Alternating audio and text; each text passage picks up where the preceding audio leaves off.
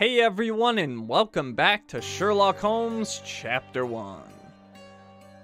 So, when we last left off, we were in the middle of investigating this case that was very, very confusing.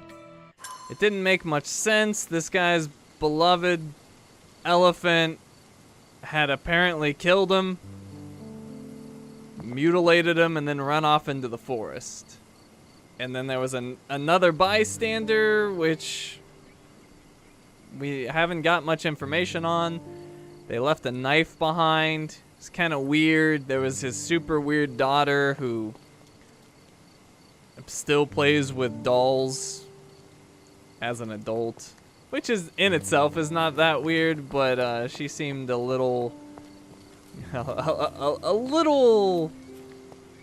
What's the word I'm looking for? Enthusiastic about her dolls, I guess. Oh, I came in mid-sentence? That's weird. That's strange. I don't know why that would have happened. But, yeah, you guys didn't miss anything much. I just said hello. Good to see you all. Good to see you all. But yeah, I came in mid-sentence. That is strange. I didn't start talking until it said I was live, so I'm perplexed. I don't know what you guys heard, but yeah, we're just picking up on this elephant case, which has been baffling.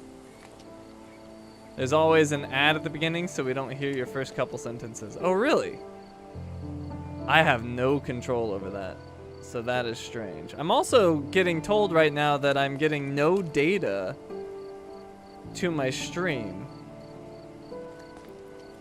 which is super odd because I clearly am. So there's some weird thing that YouTube might be having some issues tonight, but hopefully everything is okay. Now it says it's excellent connection, so I don't know. Some weird stuff happening. Anyways, we were going to go talk to the weird daughter, because we had found some additional clues that we might be able to ask her about. But she was a strange one indeed.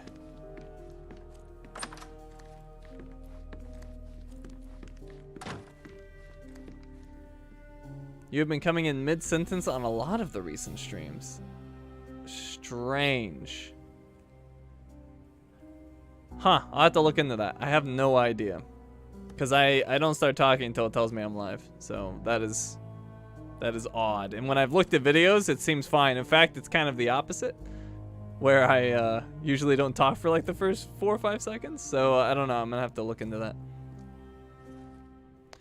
All right, provide evidence. I don't know if any of this evidence is particularly useful here. You guys wanted me to talk to her, but I don't feel like we have much. I mean, I guess I could talk about her packed bags. Yeah, let's talk about the packed bags. So, Imogen put all her valuable possessions and luggage from the manner in which she carelessly stuffed her clothes and jewelry into the bags. It is clear she has no travel experience. These bags of yours, it looks as if you've packed your entire room. Were you planning on going somewhere? My partner and I, we wanted a change, a fresh start abroad. But now I have to stay here. Here, an orphan. Okay. Well, I can ask her about the construction plan. She might be able to point me to the person who was going to do it, A. Swift. A. Swift, is this name familiar to you? Your father had it removed from this plan.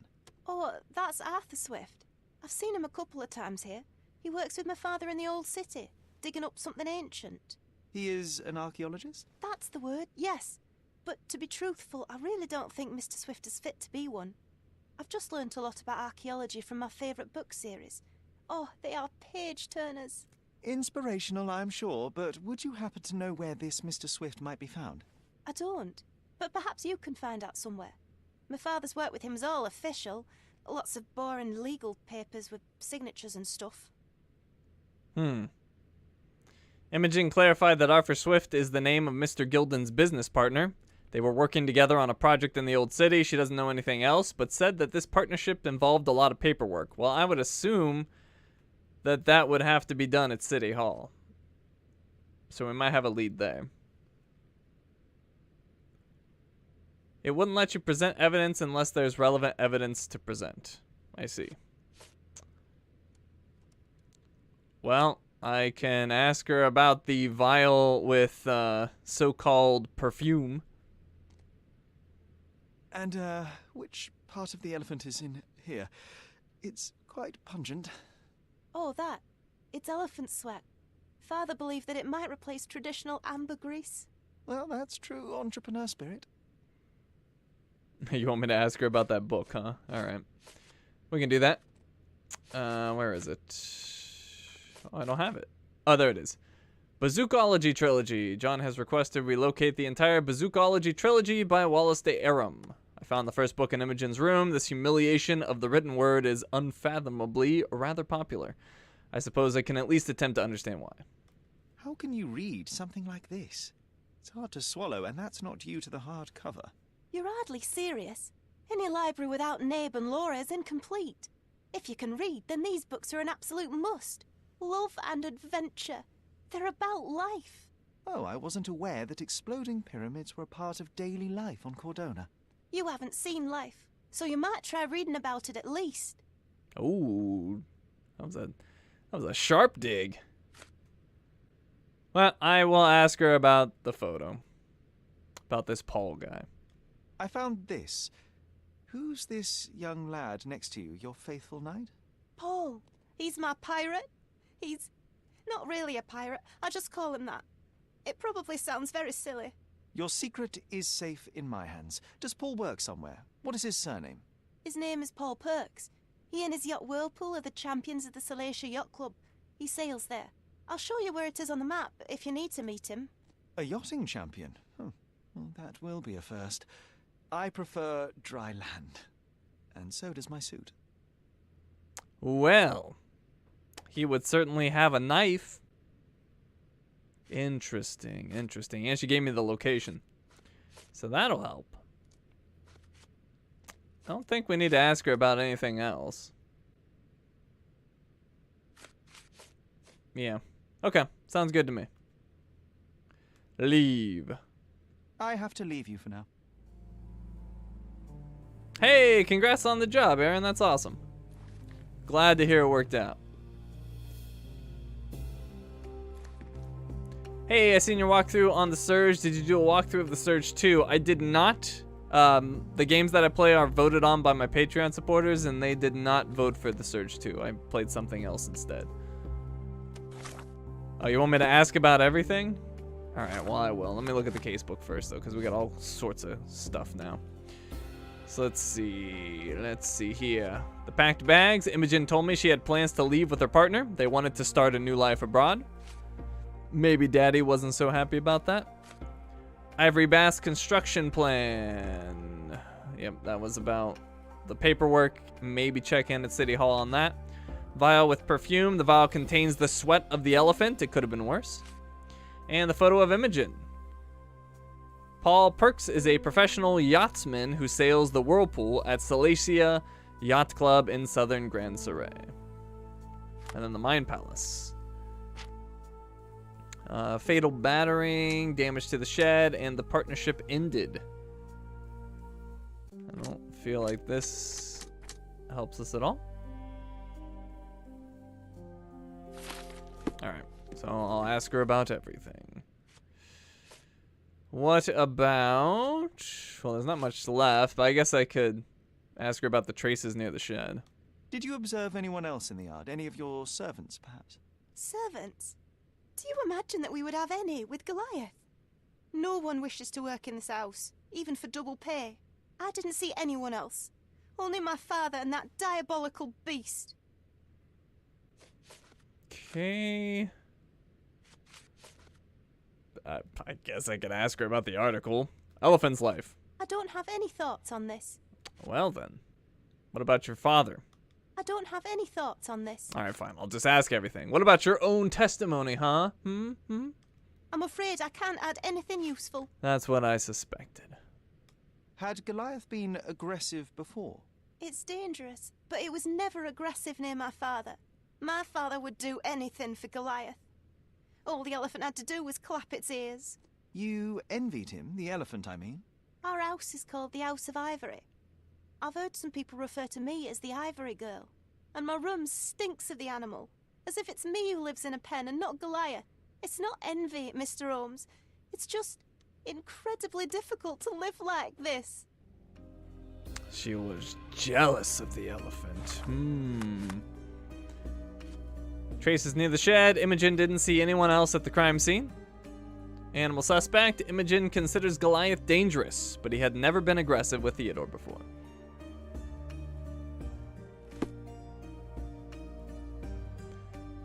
Would you say, Teddy, the main to that was used was a bull hook?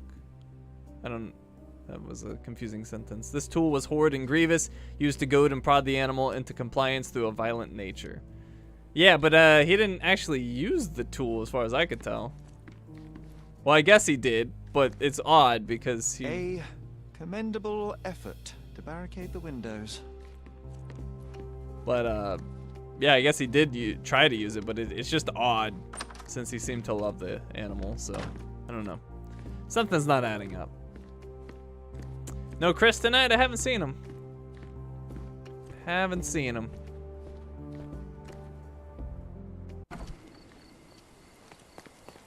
Okay, so I did want to try City Hall first. Which is here?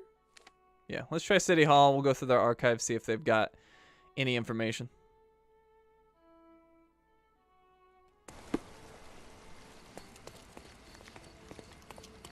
Treasure maps from the governor.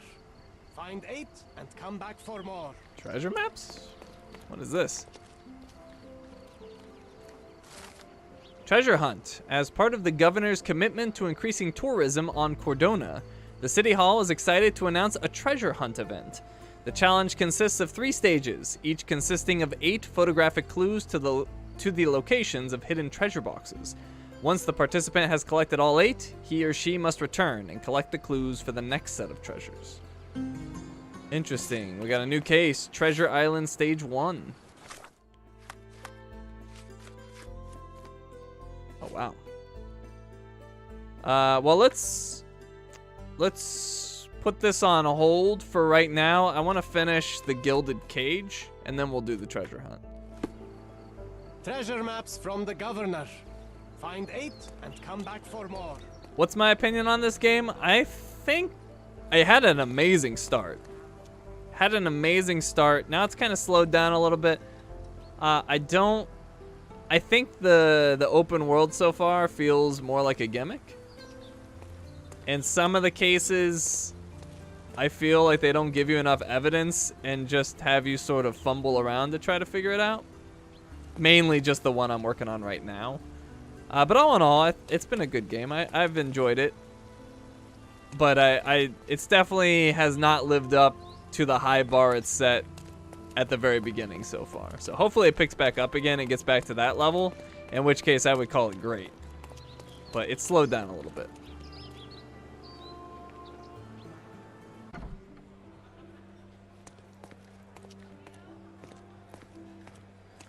Yeah, and the combat just feels like a goofy addition that didn't really need to be added. So there's that too. Let's see, where were the archives again? I think they're over here.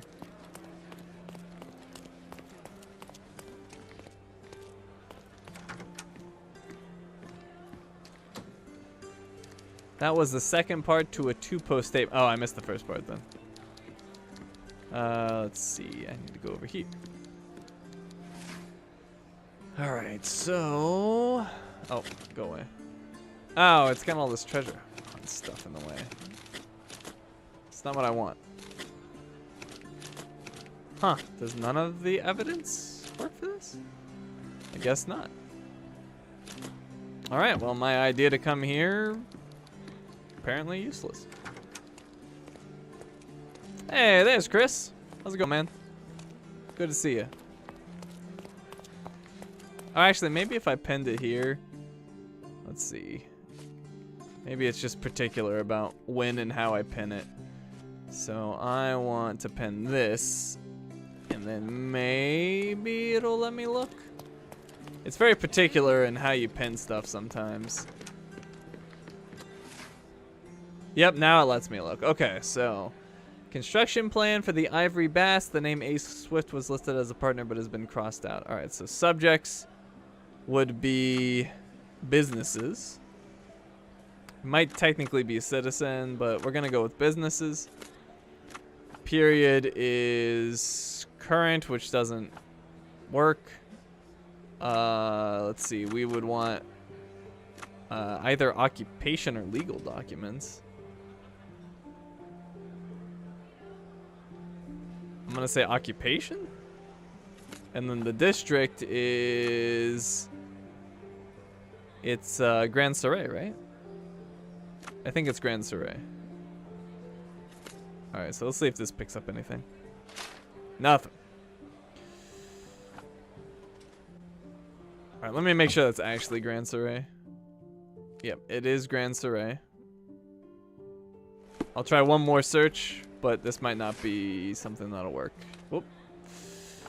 So subjects, I guess we could try citizen. What are my other options? We could have also tried legal documents. Yeah, let's try legal documents. So let's go businesses.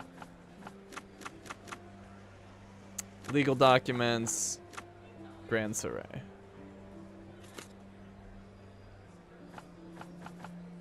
Although, well, I guess he's technically not a business. He's a citizen, but we'll try citizen. Nothing. I'll try one more with businesses. And nothing. Alright, we're done here. Oh, and John's getting irritated. You know what, John? Getting a little tired of your crap.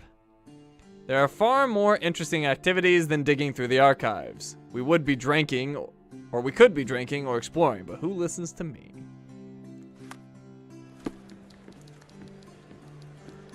Oh, you're right. The construction is an old city. That's right.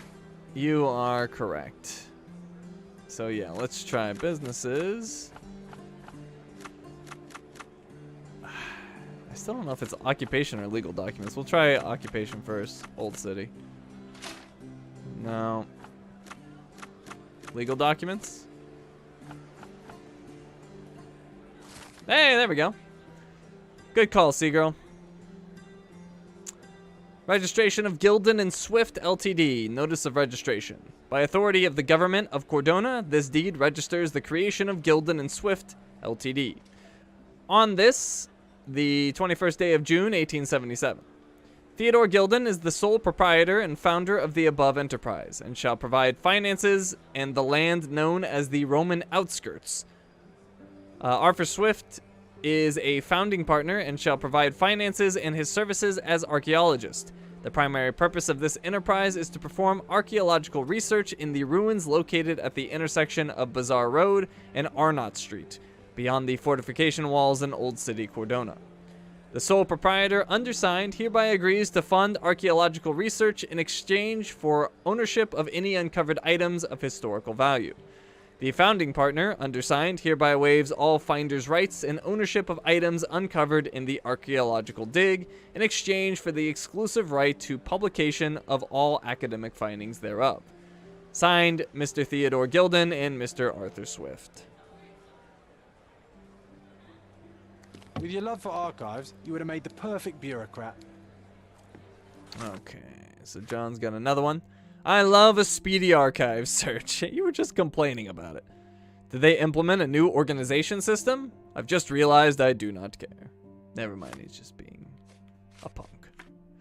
Alright, so the Gilded Cage. We got that document.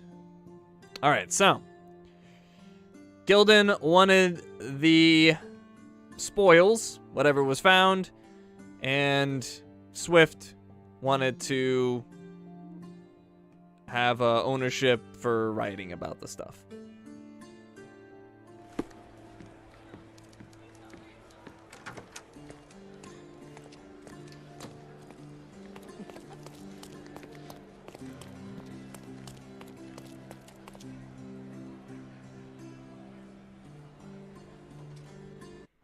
Okay, so I think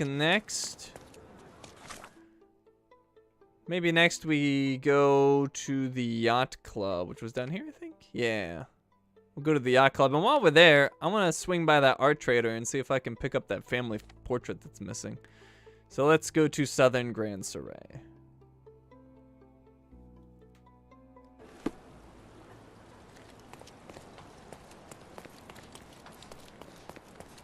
Alright, so I think the art trader was here? I went to this... The finest clothes Oh, for the that's close. finest people Oh, it's over on here. the island. I feel like I went here before and they wouldn't sell me anything, but maybe this You'll time. never find such magnificent paintings anywhere else. Just take a look. I do like that painting. I want that in my house. My goods will brighten up your house. Hey, whoa, she got a bunch of stuff. The Holmes family, just lying around. A portrait depicting the pain of getting kids to sit still. I will definitely buy that. Then we got a map of London, smaller than the actual city. Sure. Violet's portrait, irreplaceable. And sketch of a boy, old drawing of a young friend. It's like he's really there. It's John. Enjoy your purchase. Landscapes and portraits. Find the one that your house is lacking. Cool. Got a bunch of portraits for the house. Wonderful. May even spark some memories. But that is something we will do afterwards. So for right now, I want to ask about, what's his face? Paul. So we're going to pin that.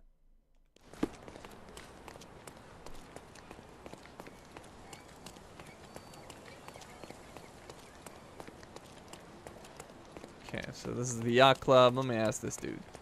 Is this familiar to you? That's a question I can answer. Yacht Club members mention that Paul missed the race, and no one has seen him since morning. He might be in his room in the workshop south of the Yacht Club. He might have missed because he has an injury. Interesting. Okay, so south of the Yacht Club, he has a workshop. South is this way. Gonna assume this building.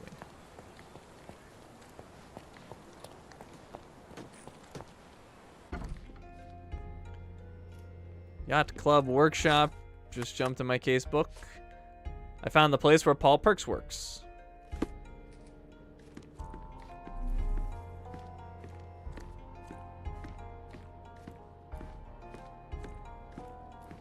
Is that him? No, that's John. John, what are you doing up there?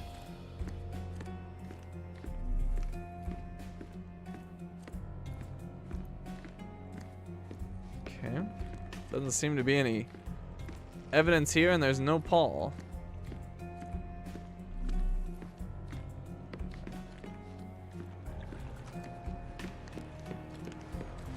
Oh. Oh, never mind. I thought it was a body. John, quit screwing around. Alright, here we go.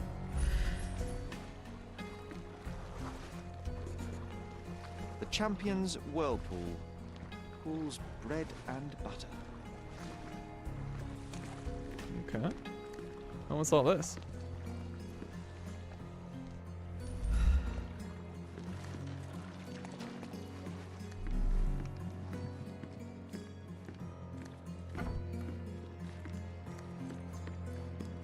A foghorn to navigate and warn others at sea. You should have a warning to cover your ears.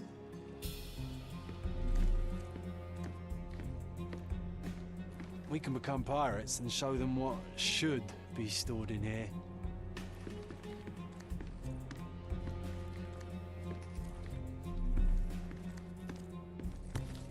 Hey, it's another one of these. So I think there was 3 in total. Sails of Hatred. Bazookaology, The Adventures of Nabe and Laura. by Wallace de Aram. Oh wait, why didn't I take it? Sails of hatred. I suppose there is something for everyone, including champions. Who There knew we go. archaeology could be so exciting? Exciting is certainly a word. All right, John's diary. We got the documents, the Sails of Hatred.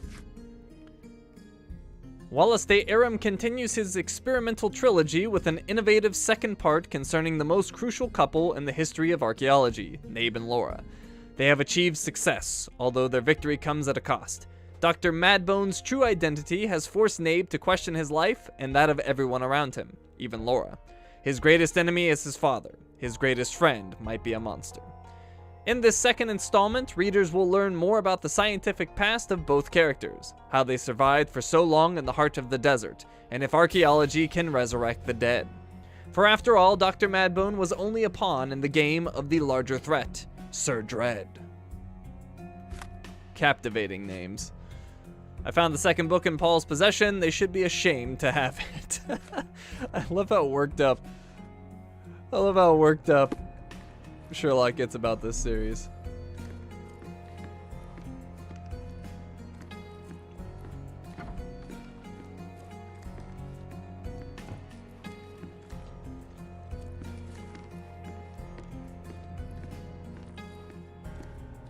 Sherlock loathes the Nabe and Laura books. Keep asking him your suspects about them. For sure, I definitely want to hear what they have to say and how he responds. But I'm not finding anything else in here. Although it does seem like it's set up for a fight. So I think we're done here, unless there's more. No. I feel like I'm gonna get attacked on my way out. That's my prediction. Because there's some combat stuff here. Although I guess I didn't check over here. Is that where I came in? No. Alright, there doesn't appear to be anything else here.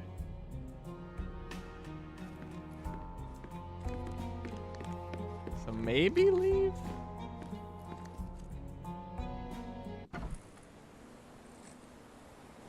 Okay, that didn't really help us. Okay, so now what? We found the whirlpool. But that didn't even come up as evidence. Oh, I'm not done there? Well, I couldn't find anything else. Let me go back in.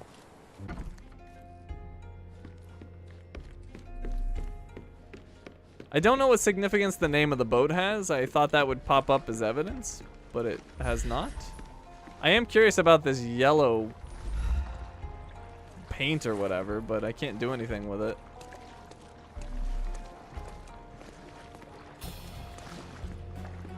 The whirlpool room?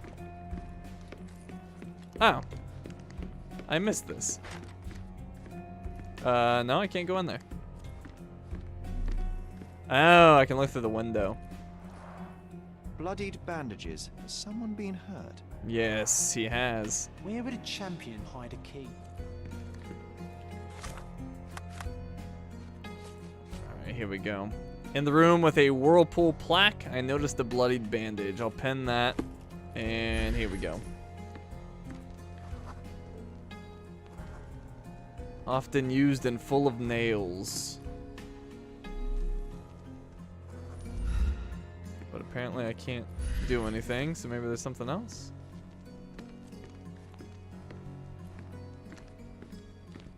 What's with this? I don't know if it's paint or what.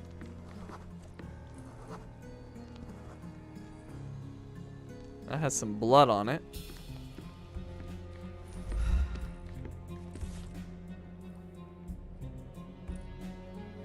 I Aha! hope Paul is more skilled at yachting than he is at hiding keys. Sweet. In the room with a whirlpool plaque, I noticed the bloodied bandage. I found the key.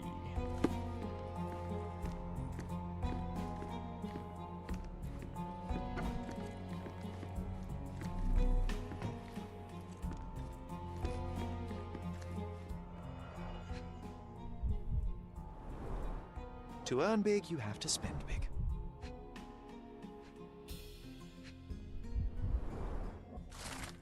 Threats in envelope.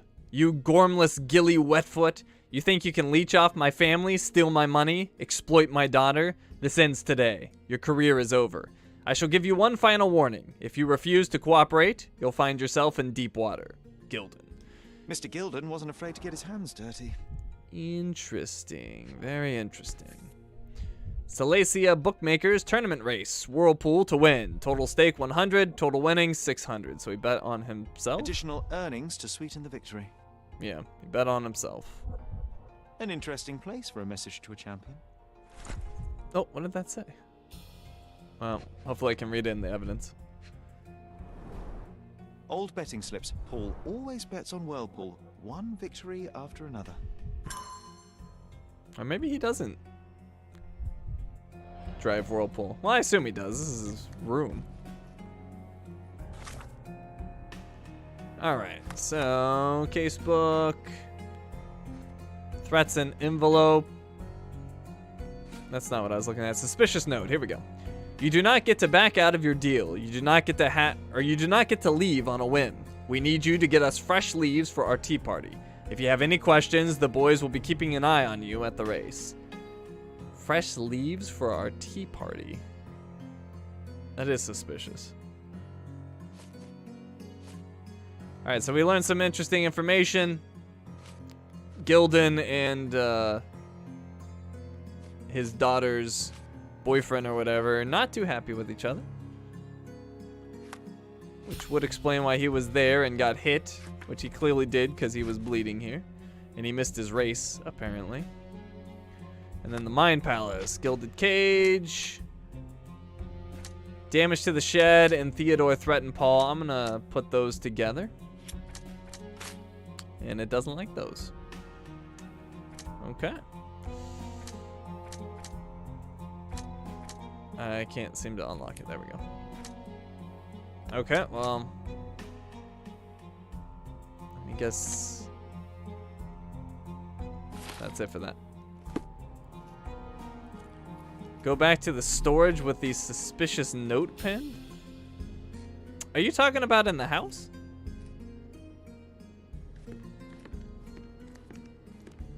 Oh, sorry. Never mind. I was thinking about that weird letter that is pinned to Sherlock's dresser back at his house that I still haven't been able to get.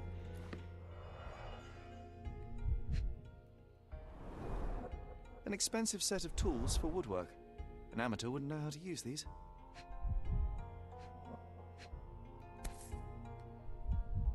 Heck are these things? A box full of darts. Each has a needle and can be loaded with drugs. Huh.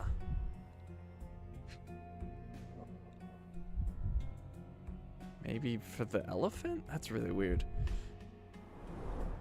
Shipbuilding, shipwright's tricks, sail weaving.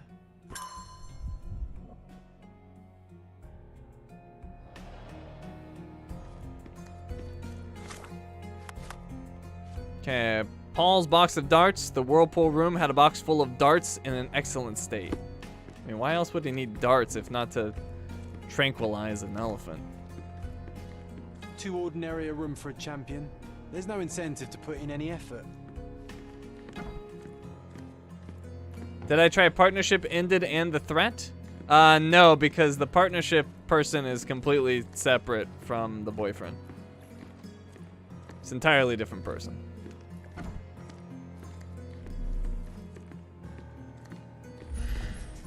Alright, so you guys wanted me to go into here? I think? But there's nothing here. Let's see, what did you say?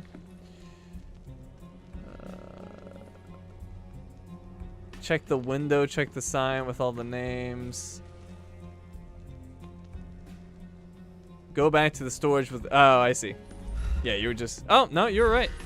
There's something here.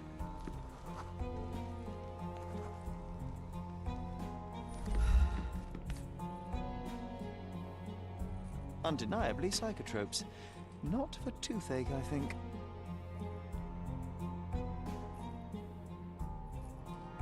Acts like there's more. Typical tea tin. I wonder what he has for biscuits. Okay.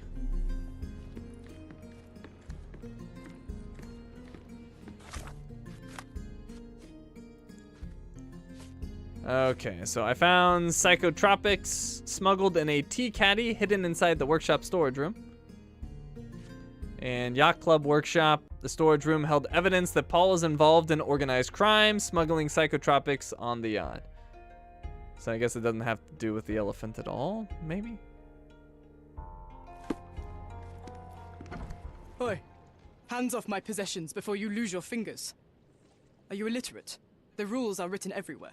Ah, Mr. Perks, the cabin boy himself. Champion, you mean? I was right. You are illiterate. I think a couple of shiners might teach you.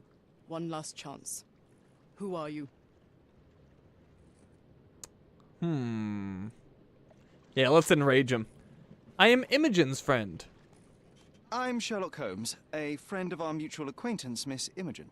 Look, you artichoke. Imogen has no friends. Except for me. If you must try to insult people, it's better to know the meanings of the words that you're using. You fancy you could teach a sailor to swear? Go ahead. Show me how inventive you are. Stand still for a moment. Observe. Smooth Adam's apple. Female. Interesting.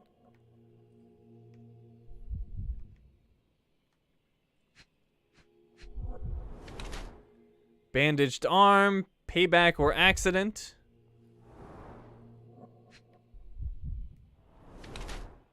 Wide hips and thighs, developed female body.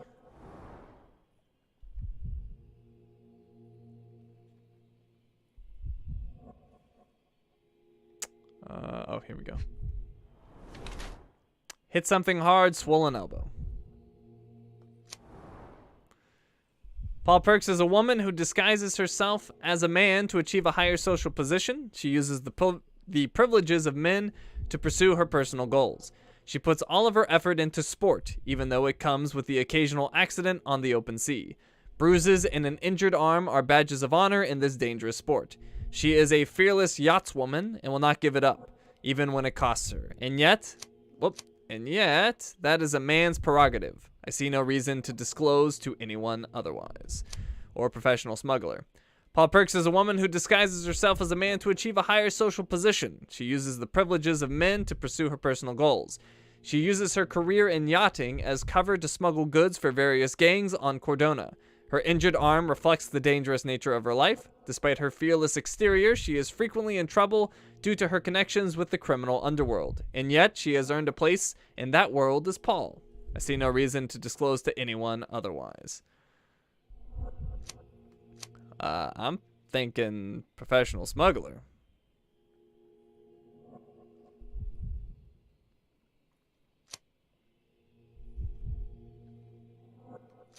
I mean, it all adds up. Definitely professional smuggler. Professional yachtswoman? No.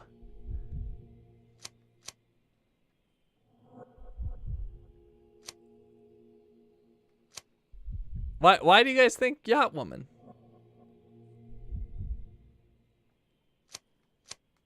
I feel like you're looking stuff up, Victoria. You seem to have a lot of knowledge about this particular situation. But why do you guys think yachtswoman?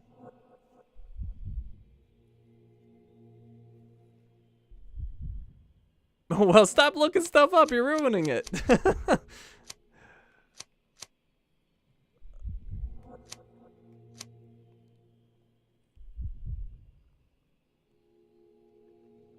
I mean, I can understand in a non-detective game, but if you're just gonna look it up in a detective game, that ruins the whole thing. But yeah, no. So I'm curious. Why? Well, no, but I'm curious, like, for those who didn't look it up, why is she not suspicious as a smuggler. We saw the drugs. We saw the knife back at the house, which isn't necessarily related to smuggling, but obviously isn't afraid to do some suspicious stuff.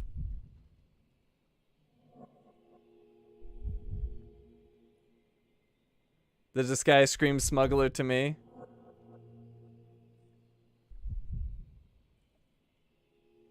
Yeah, I'm just curious if anyone has a good argument as to why I should have thought professional yachtswoman. Wasn't she forced to smuggle? That's a good point. Somebody, well, maybe not forced.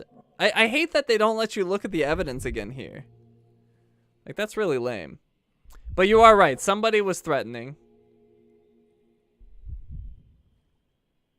So that is a possibility. I did not consider that. But that's still... Paul is actually both, so it can go either way. You know what? I'm just going to go with what I would have gone with. Because I would have just thought smuggler. Like, everything is pointing to smuggler. So, we're going to go smuggler. Since apparently it doesn't matter. Like, I'm not going to ruin a trophy or anything. So, professional smuggler it is. Confirm. Okay, and accept. So, a woman wishes to become a real criminal, and smuggling is a stepping stone towards that? Is there not enough prestige in yachting? Or is it easier to compete with other fools like yourself? Everyone has a starting pistol, just shoot and run. Don't say a word. I don't know where you're getting half of this nonsense, but you're on some thin ice here that I'm willing to crack. Damn you, Paul. I'm sick of... Who's this peacock? Does he know who I am? I definitely know who you are not. You're not a dictionary reader, at least. I wanted to see how you... pals interact with each other in your natural habitat.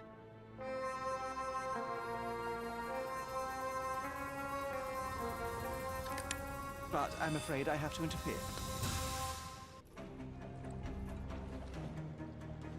It's combat time. Somebody's getting snuffed. I'm coming for you. No weak point there, but they've got one. I will end you. Whoops. Almost forgot how to play. No more crime. Ow.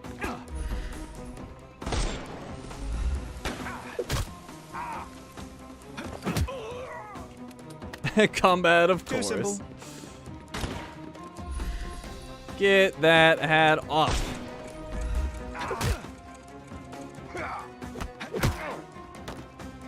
Take a rest, my friend. I like the way he Snuff's fell. ready. The snuff's ready. Oh, who wants the snuff? Get that mask off. Time to knock this.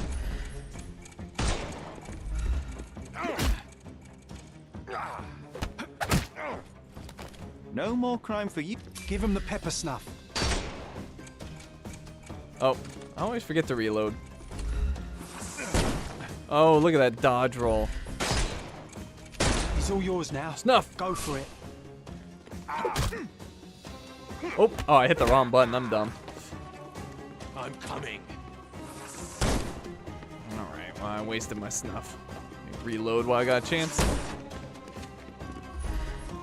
Hey, you, step closer. Yeah, right there. Perfect. Oh, why didn't that work? Maybe he's dumb enough that he'll just walk into it. Is he stupid? Well, I guess it didn't work. Apparently only the initial blast works. Oh, okay, well that worked.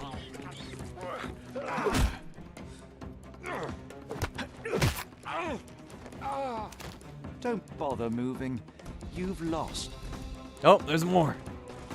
But wait, there's more. I'm coming for you.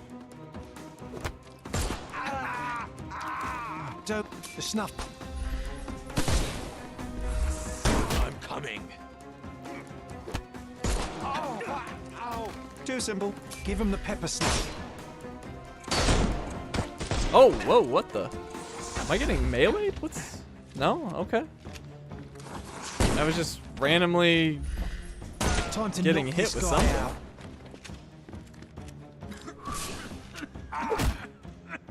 out. Take a rest, my friend.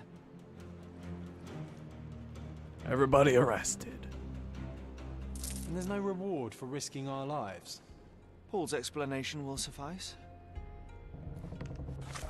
Okay, off to the casebook. So, we've got Paul Perks, Yacht Club Workshop. I was attacked by criminals who were after Paul. He owes me an explanation. I'll pin that evidence. Maybe Paul's still here? I don't know.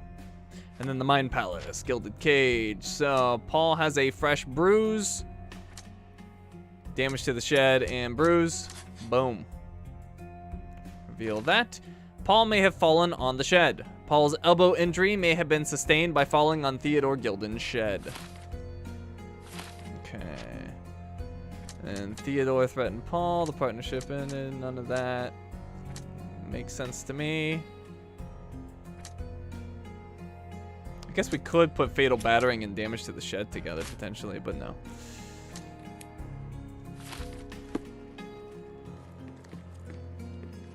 These guys get knocked out so easily. I know, they got glass jaws. Okay, so is Paul still here? Did Paul, like, hide in here or something? Hi. Oh, just chilling, huh? Your fellow mariners have a strange way of showing hospitality. They were not my friends. Are you sure? I would rather risk my neck for someone who's at least honest and thankful. Perhaps then don't enter someone's life and be so judgmental, pretending you're better than they are. Then give me your perspective and allow me to see through your eyes. Where were you this morning? What were you doing this morning, Miss Perks? Don't call me that. I'm a champion. I was sailing. The other club members told me that you missed the race this morning. Do champions not need to practice? You've talked with them already. No, I wasn't racing. I visited the doctor after that attack on me. And then I had to honor the deal with the bandits you just took care of. Theodore Gilden is dead. I tried to tell you before, but your partners interrupted. Have you heard the news? Theodore Gilden is dead. Do you have anything to say? Well, what a shock. To me, he was an angry old ogre. Good riddance. Was it Goliath that killed him? Did it crush him? Break his bones? Come on, tell me. I want all the details. You have an unusual way of showing grief. Imogen wouldn't appreciate that. But yes, the animal could have been involved. It's poetic in a way, isn't it? It takes a beast to kill a monster. I wish I could have been that elephant. You're asking for trouble. You're asking for trouble with this smuggling business. You'd better leave it before they smuggle you out in a barrel. Don't patronize me. I've only ever had trouble with law-abiding citizens like Gilden and you, never bandits. So ask me anything you want, and then get out of my sight. Okay. Geez, there's a lot of stuff. Okay, we'll ask about the suspicious note. You smuggle illicit psychotropes on your yacht. Not a delivery for the hospital, I'm sure. Of course not. I've had to cut corners to earn some money. How might a person afford to pay for a yacht in an honest way? I don't know, although I'm smart. The buyers are my customers. Adults who are willing to pay for their pleasure, or weapons for jewels. Whatever they want me to deliver. Nothing criminal. Well, it's your lucky day. I'm not here because of smuggling. Have you tasted this tea yourself? I wouldn't have been a champion if I had used it. It's just a side business that keeps my career afloat. It's quite expensive to compete in yachting. Sometimes I cut corners. Such as fixing whirlpool yourself? Exactly. And sometimes I just have to pay. That's how I earn money. I don't sell slaves or take the last man gear from a poor family. Ha! Was a smuggler. We were not wrong. I mean, both were right, but hey. Clearly a smuggler. We were right. Redemption. Feels good. Paul worked for a criminal organization on the side, smuggling goods for money. They see it as a necessary evil to amortize the costs of their true passion, yachting. Good job, Miss Chen. We stuck to our guns. We were right. Paul's box of darts. I guess I could ask about the darts. It's an interesting way to inject. Look what I found. A box full of darts. Hey, that's mine. I confiscated it. These darts appear to be filled with something. Poison? How powerful is it? It's strychnine. Enough to instantly kill a small rodent. I haven't tried it on a human. Yet. I hope you know what you're doing. Could it immobilize a larger animal, say, an elephant? I've never tried, but I have wondered. Paul claims to load the darts with strychnine, which I probably just said wrong, and uses them to kill rodents. Suspicious. My suspicion about the elephant may be right. The threats. I am curious about the threats, and maybe now it makes more sense. You gormless gilly wetfoot, you think you can leech off my family, steal my money, exploit my daughter. Oh wait, that's the one from Gildan. Never mind. But I will ask about it. It seems as though Theodore Gildan hung a sword of Damocles over your life and career. Were these only words or something more serious? Check my forearm. Pulled muscles and bruises. Small cuts. Nothing that you could call serious. I doubt that a man in his late 50s could wrestle you. It wasn't him. He behaved like a rat and hired brutes. His boys tried to lock my hands behind my back, but I was faster and I escaped. Was he so protective of his daughter, or was it your feminine secret that provoked him? My guess is that he was protecting his property. As he saw it, he owned Imogen, and he treated her like a piece of furniture. He didn't want his daughter to be loved by anyone.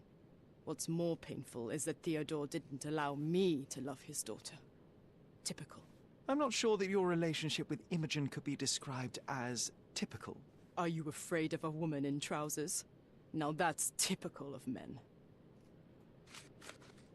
I could ask about the workshop. Sure. I'm clueless. You are clueless. Oh, what about the book? I want to get Sherlock mad. Between yachts, darts, and notes from bandits, I've discovered many fascinating facts about you. But this, an installment of Nabe and Laura's adventures. Why did you sully your library with this? It's a gift from Imogen. I didn't buy it. I might have turned a couple of pages, but nothing more. I swear. I will give you the benefit of the doubt, but your literary taste has put you on my blacklist. Photo of Imogen. A charming picture. I've heard that champions do often pose with their trophies. Cheeky. It is a lovely trophy, though.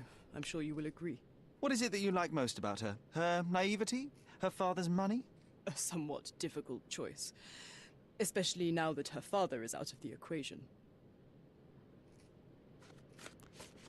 Oh, Paul confirms that they came into conflict with Theodore Gildan over Imogen. One of the rest. Yeah, okay, that was it. He wouldn't know anything about that. At least he shouldn't. Animal suspect, sure. What can you tell me about the elephant? He's smarter than some people here, including his owner. Although I feel he could be dangerous, no matter how much he's fed. Why is that? Have you ever seen Goliath attack anyone? Well, not exactly. But I saw it, abusing some poor tree during one of its walks with Theodore. The expression on that old ninny's face was priceless. But it wasn't funny to look at. Believe me, it was frightening. Okay. Traces near the shed. This I'm curious about. Does this knife seem familiar? I didn't find it in your competitor's back, to be clear. This knife is as blunt as your humor. It's a bosun's knife, but it's not mine. I wouldn't be so careless as to mislay my tools. Paul told me the knife does not belong to them. Apparently, they are careful with their tools and would never mislay one. Not sure I believe that, but we'll see. Let me ask about the elephant sweat. I'm clueless. Yeah, that's not surprising. Packed bags.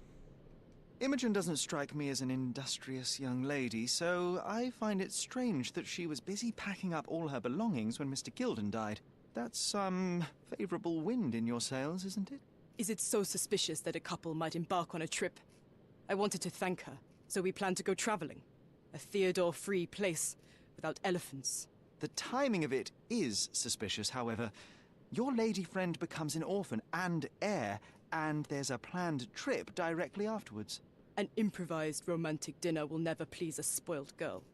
A planned voyage might. It's not spur of the moment. I don't know if we have any way to verify that or not. Paul said that they wanted to leave Cordona to escape from Theodore's influence, or actually maybe there was a letter. I can't remember if it said they'd been planning it for a while, so that might actually be legit. That doesn't mean this whole thing wasn't planned in advance, though.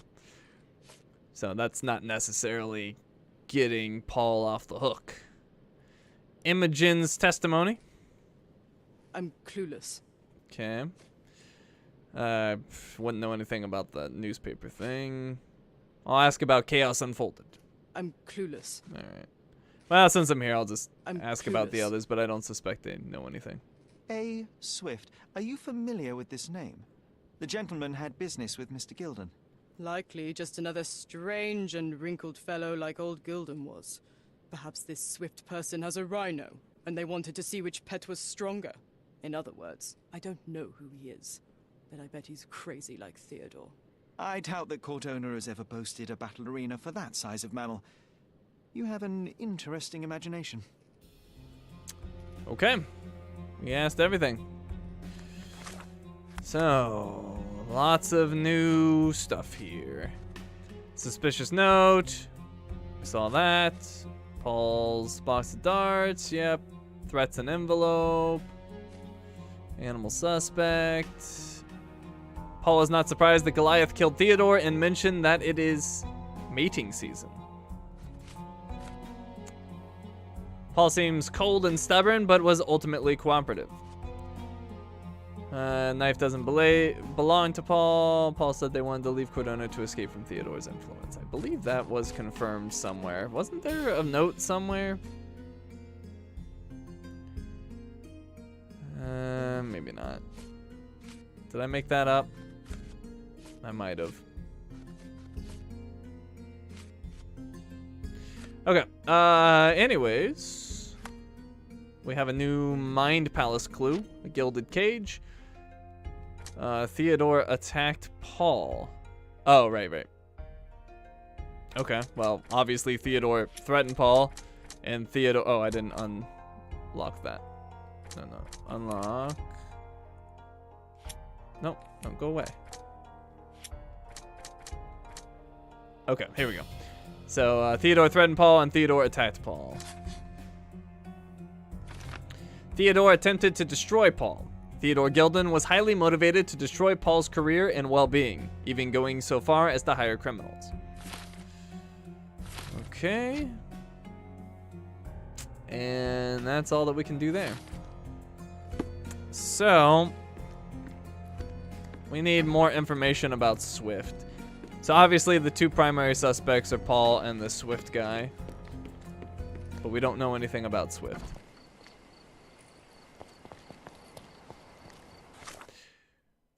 Okay, so let me open the case book back up, and where was that?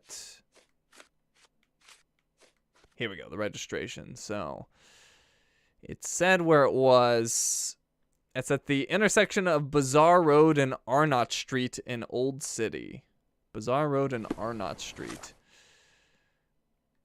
So way over here. There's Bazaar Road. Where is Arnott? Right here.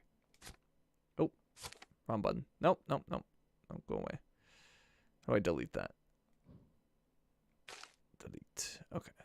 Put the compass mark there. So we will fast travel to northern Old City.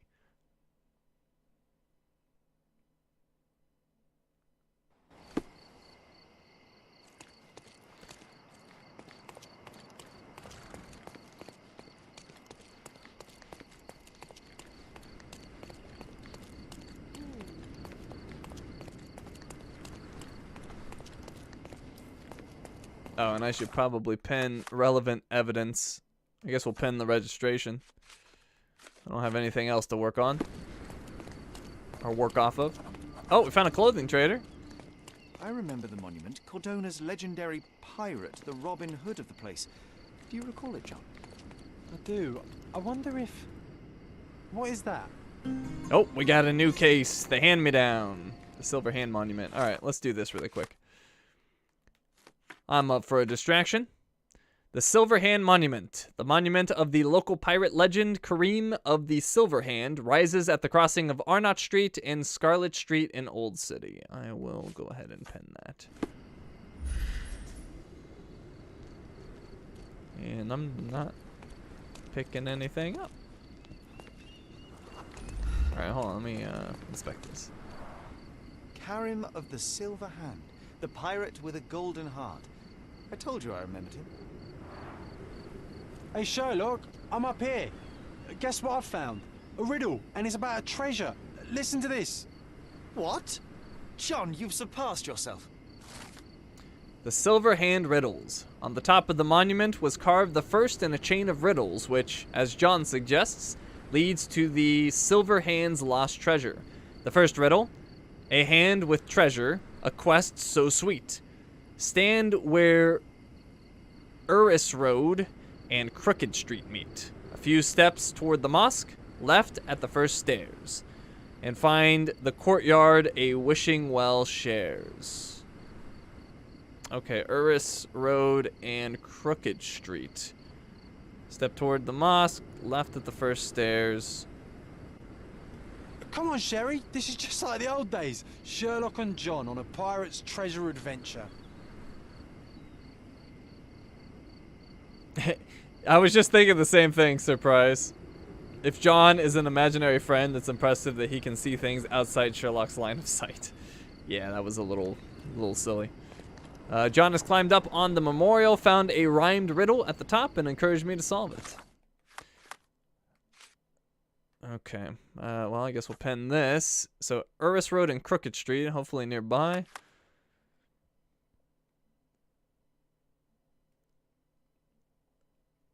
Not seeing either. Oh, there's Crooked Street and there's Uris. Okay, so. Oh, dang it, I did it again. Alright, drop that, and we'll just run over.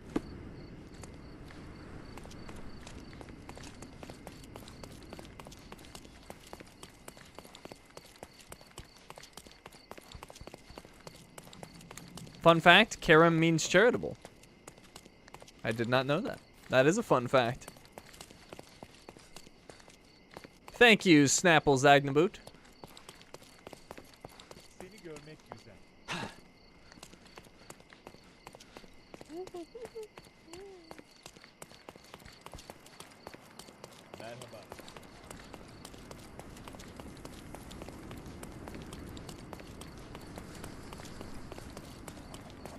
Oh, new location, Imam Zahir Mosque. Well, we found the mosque.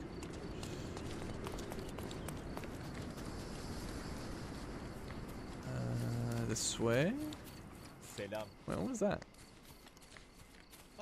Oh, never mind. The shadow made me think there was something there. Or not the shadow, but the light.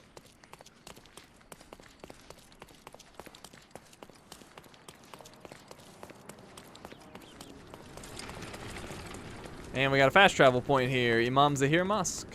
Perfect.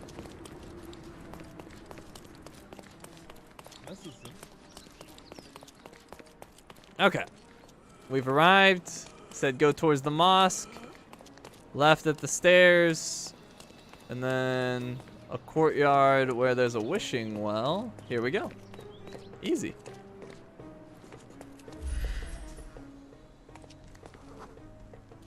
Stash. Well, that was easy. Wow. Really? Nobody ever found this? The Silver Hand Riddles. The second riddle. Ah. You're almost there. Let's not postpone. You're seeking an ark that's made of stone. Head east from the old ruins, my friend. It guards the ancients until the end. Okay. You're seeking an ark that's made of stone. Head east from the old ruins. Old ruins. It guards the ancients until the end. So the treasure is real, but tell me, John, how did you even guess there would be something on top of the monument? Didn't I ever tell you about my psychic abilities? I should have. I even know where we ought to go next. Okay, where's the old ruins, though? This is the old city. I would imagine the old ruins are maybe over here?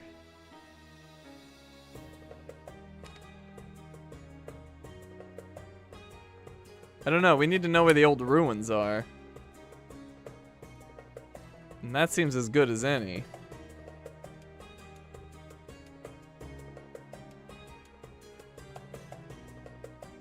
Alright, I'm gonna guess over here. So let's fast travel back to the northern old city. Although it's weird that it would bring me down here if it's actually in the north, but none of this looks like ruins to me. So yeah, let's go north. See what we see over there. Or below. I thought about that. Well, we're here. I guess we can look. So let me look around a little bit.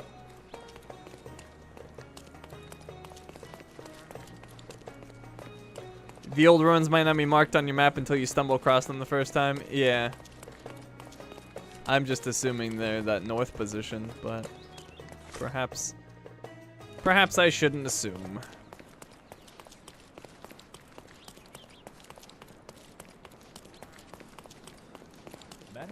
Although these paths are all blocked off, so it might actually be in the north. It's looking more likely. Oh, sorry, kid. Well, that's a... That is a stone arch. But I don't think that helps us in any way. It's just coincidence. Gul Afshar Caravanserai. Interesting. Now you can tell me where that is. That's fine. But I'm thinking it's north, so I'm gonna head there while you tell me.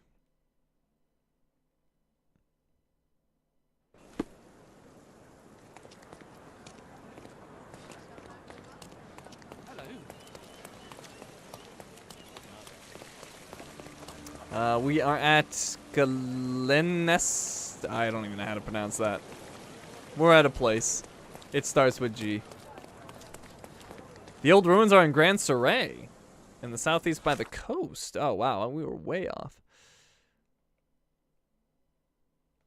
So in the southeast? Oh, did we have it? What is this? That's Promenade Square. Oh, southwest. Ah, yep. That looks like ruins to me. Okay. Oh. Well, there you go. We've actually been there. I just forgot. Or at least we got the fast travel point for it.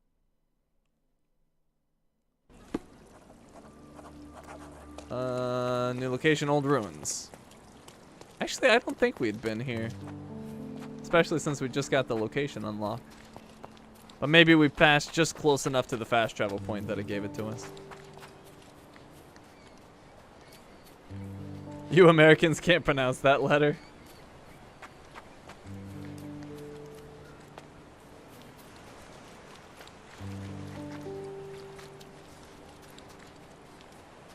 Okay. Actually, is the old ruins? I wonder if that's actually... Oh, no, never mind. I was going to say, I wonder if that's the place we needed to go for our larger case, but that's not it at all, I don't think, because that was in the old city. So never mind, I was being silly. What was the... I already forgot the hint. What was it? You're almost there. Let's not postpone. You're seeking an ark that's made of stone. Head east from the old ruins. Head east? It guards the ancients until the end. Head east from the ruins. Huh. Okay, that's... Oh, well, east is that way. Okay. An arch made of stone.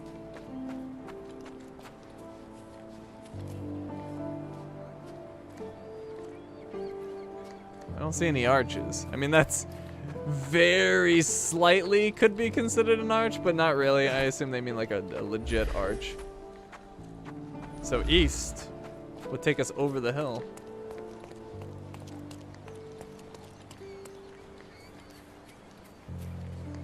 Yeah, okay. I think we need to get up here. It's my guess, at least. Or not. Well.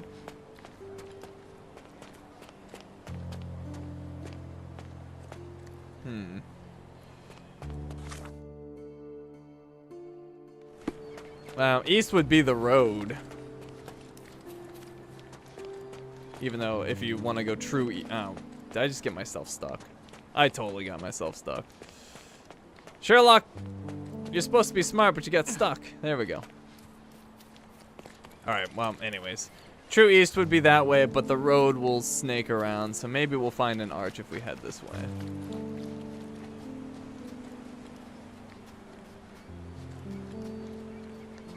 I don't think they expected us to go as the crow flies. Oh, that is an arch. Here we go. Now we're getting somewhere. And there's a ship. It's probably related to that ship.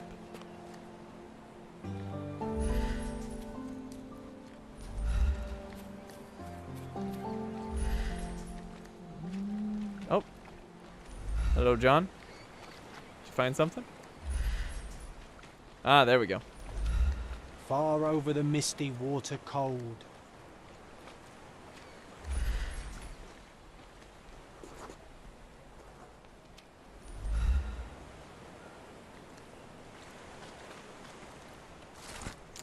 The Silverhand riddles, the last riddle. With old ruins beneath its feet, find a tree that treasures keep. You may find only one small detail, but that doesn't mean that you have failed. With old ruins beneath its feet, find a tree that treasures keep. You may find only one small detail, but that doesn't mean that you have failed. Old ruins beneath its feet. Okay. I always admire the way you notice such details. In such moments, I often recall Mother's voice teaching us of the importance of the smaller details. The world hangs on small hinges, John. Even the most chaotic miracle becomes sequential when you take a closer look. I remember. That is a strange one. A tree that treasures keep? I'm apparently bad at riddles. Well, maybe we sit on this one for a while. I let this one stew, because like, it says old ruins under feet, which would make me think above it, but... Well, there is a path that goes that way. May as well check it.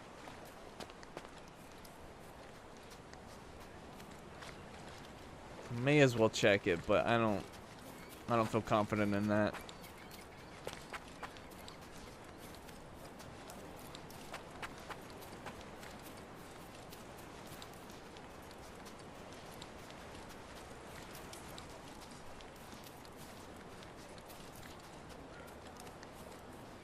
Wow. Prize gave away the answer. You guys don't like mystery, do you?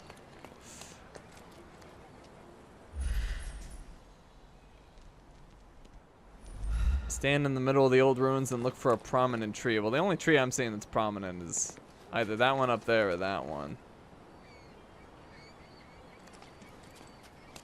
So we can check that one.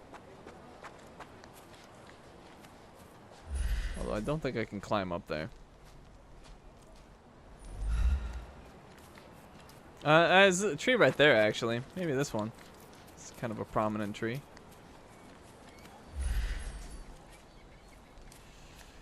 But no dice.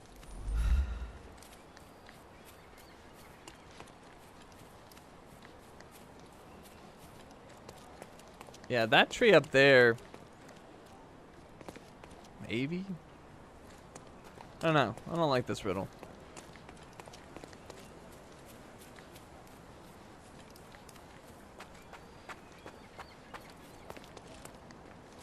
me at least pin it. Oh, it is pinned. With old ruins beneath its feet, find a tree that treasures keep. You may find only one small detail, but that does... Oh, you can probably only see a small part of the tree.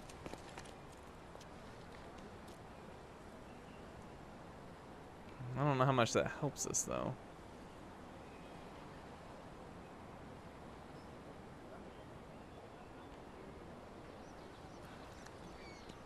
I still don't think that helps. Unless it's that tree. I don't think there's any way around.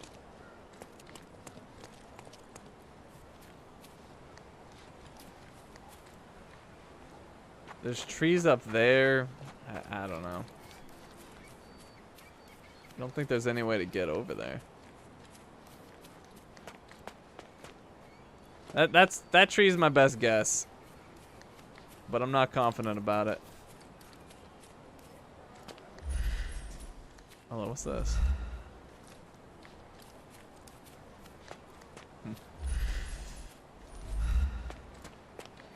Well, let me go around, see if there's a way to get to that tree. Like I said, I'm not confident that that's what the answer is. And if it... Oh, what's this? There's a shovel there. It made me think there was something.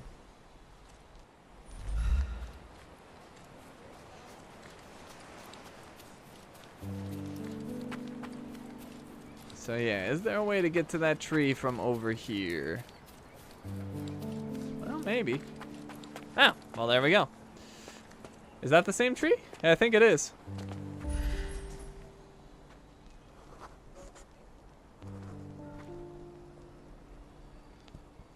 Is that a key?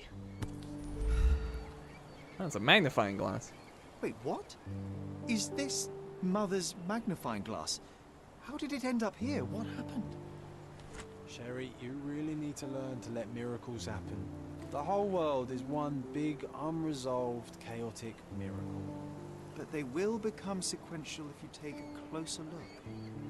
I do remember what Mother told us, but that explains nothing. Just let things happen, all right? Besides, this little miracle will look perfect in our manner, don't you think? Interesting. Alright, well, it wasn't weird that John found it because his mother left that as a clue to him, I guess. Alright, John's diary. I feel like it's repeating itself a lot, isn't it? No matter how tough the enemies, we find a way to defeat them with no loss of life. We are the perfect team indeed. And the memories, the Silver Hand treasure. In Old City stands the monument of Karam of the Silver Hand, the so-called pirate with a golden heart. He stole from the rich and gave to the poor, or at least that was the legend we heard as children. When we passed this monument in our travels, an eerie, nay, supernatural feeling urged me to climb upon the hand. At the top, I discovered a rhyming riddle that seemed to be the first in a chain of puzzles leading to the legendary treasure of Karim. In total, there were 3 riddles. We cracked them one by one, and each led us to another stash around the island. To our bewilderment, in the end, instead of the treasure, we found a magnifying glass that once belonged to Sherry's mother. Neither he nor I can recall how it got here, which in a way makes it more special. But when Sherry looked at me through that glass, I was suddenly struck by terror. For a brief moment, it felt as if I weren't there at all, his gaze passing through me and over the horizon. And let's see what Sherlock says about this. Apparently nothing.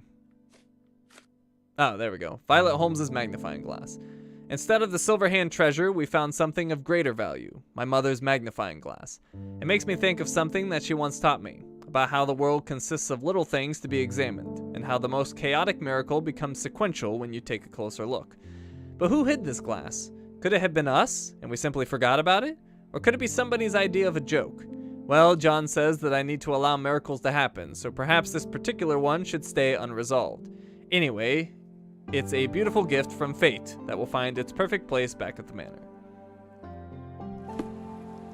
Yeah, I'm not gonna lie, I would not have solved that puzzle.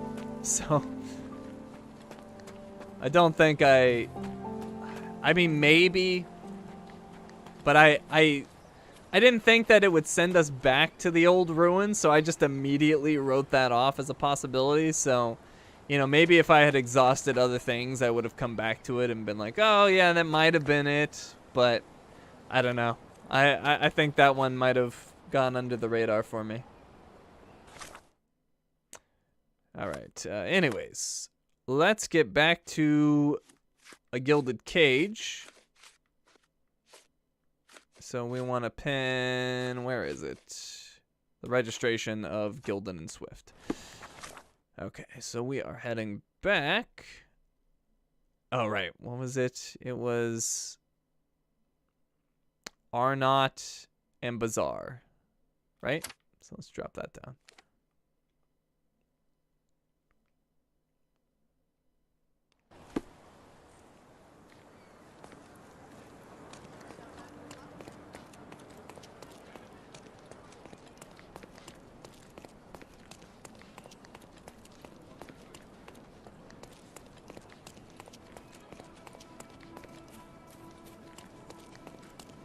Okay, there's the hand again. And it looks like this is the excavation site, potentially. From day to night, Aiden stands there, recruiting. Oh.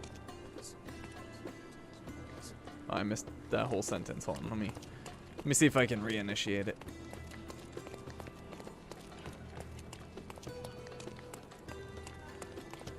From day to night, Aiden stands there, recruiting non-rebellious workers for the dig. Learn how to find the recruiter. Neck scar? Maybe. Bought new shirt? Sure. Nope. Owes me money? No. Pro-British? Sure. Old City Marketplace. Hey! Did I actually do it? First try! I still don't like that minigame. I think it's dumb. But hey, first try. Entrance to the dig site. I've overheard that in order to enter the dig site, I need to be employed. A man named Aiden recruits new workers in the Old City Marketplace in the west end of the district. He has a scar on his neck and only looks for working types with a pro-British attitude. Working types with a pro-British attitude. Well, I'm clearly not the working type with my current outfit, but what would pro-British mean? Like, maybe I could just get a shirt that has, like, like, I love Great Britain on it or something. Alright, anyways. Oh, let me go to the case book. West end of the district. So I need to go to the Old City Marketplace. Let me pin this. Disguise time, that's right. I might actually need a new outfit, but let me see what I got available. So let's see, what would, I'm still confused what pro-British would be. But none of these fit the bill, in my opinion. So let's go to the clothing trader. There's conveniently one here. That's probably not an accident. Don't miss out on my unique clothes. Let's pick something that suits you. And pro-British, my guess would be a monocle. All right, what do we got? Office outfit. I have no idea if the Ottomans are pro-British or not. I don't know my history well enough. A worker's apron does not prevent industrial accidents. I mean, it's just a generic worker. Maybe a Marine would be pro-British? Africans, I assume, would not be pro-British. Windcoat. Finest finery, no. Scatterbrain scientist, no. Definitely not that.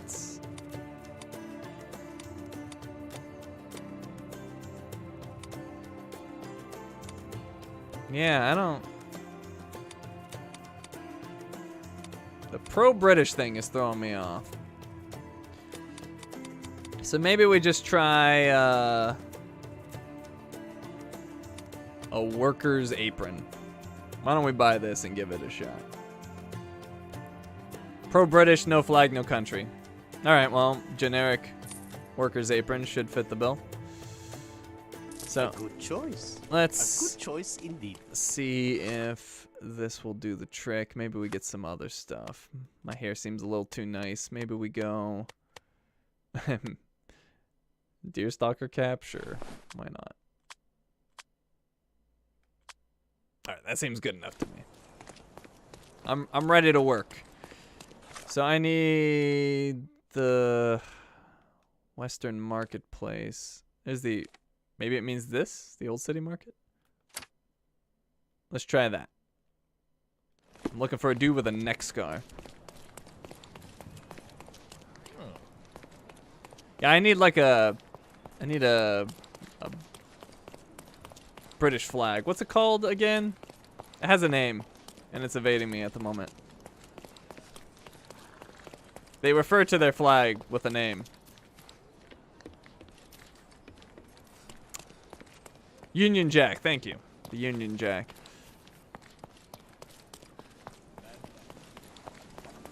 Oh, I'm at the Hava Watchtower. That's not what I'm looking for.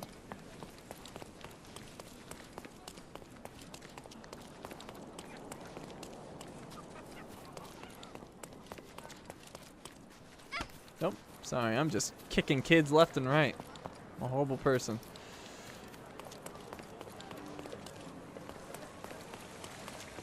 Are we there yet? Jeez. The market square.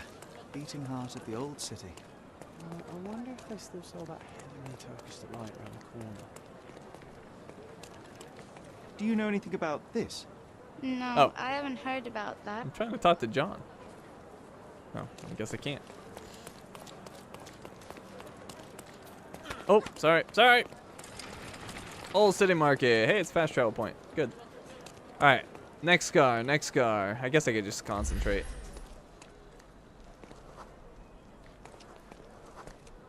Oh, scar on neck. Perfect. You're the guy. Sir, kind sir, might I steal your attention? I am not buying. Ah, that is the thing. You won't waste a single mangir.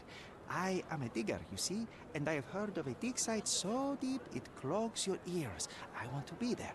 Why are you telling me this? I have heard of a man recruiting for such a dig. A man with a scar, such as the one that you're hiding.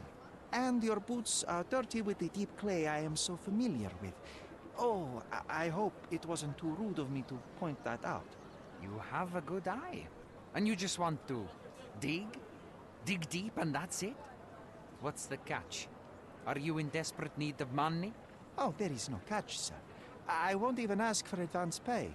Just give me a shovel and I'll dig a hole like you've never seen. Huh. Is that so? Well, I have to ask you an important question first. Would you be fine working for Brits? I'm all for him. But why are we talking like that, Sherlock? You don't fit that accent right now. I am all for them. Well, you say that, but can you prove it? I'll sing the anthem. My British breakfast. I love tea. Oh, I gotta pick I love tea, just because that's hilarious. I love tea. You know how much I love tea? Once I drank so much of it, my eyes turned brown. Fine. You're a fan. I'll give you that. I can also speak in limericks. Please don't. You might be a little bit weak in the head, but a natural born digger with a keen eye is what we need. Take this permission slip and go to this address. The guard will let you in and check with the professor once you're there. Tea always works. All right. So, entrance to the dig site. Aiden gave me permission to enter, which should get me past the guard. I will keep that pinned. And I can now head back. What is that? Oh, right. The one I can't pronounce. Now I want tea. Oh, you might also check the Old City Market's furniture trader while you're there. Might have different stuff for the other districts. Yeah, already left, but we have a fast travel there, so not a big deal to go back. But for now, we're going to the dig site. I really wanted to hear Sherlock sing. Sorry, Jessica.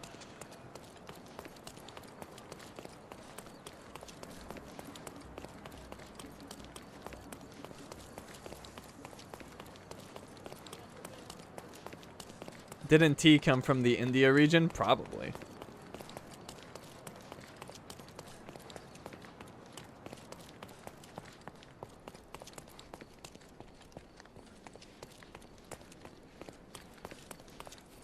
how did I get so turn around? Where's the dig site? Oh. Wait a minute. Oh, I'm dumb. I didn't put a new marker down. I'm just heading back to where I was. Oops. I'm like, this doesn't look familiar. I was there before.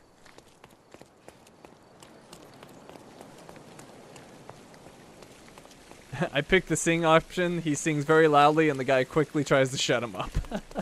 That's appropriate. Okay, this is looking more like it, although I went the wrong way. I need to loop around this way.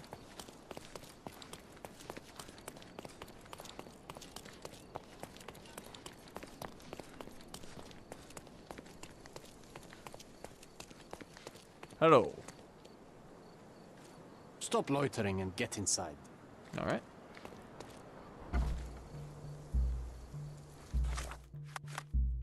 The dig site is now open to me as long as I remember to play along.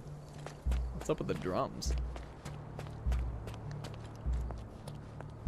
Guess that's just the music in this area. I thought somebody was in a band over here. Newcomer, talk to the professor first. He's the old fellow with the glasses and the plans. All right.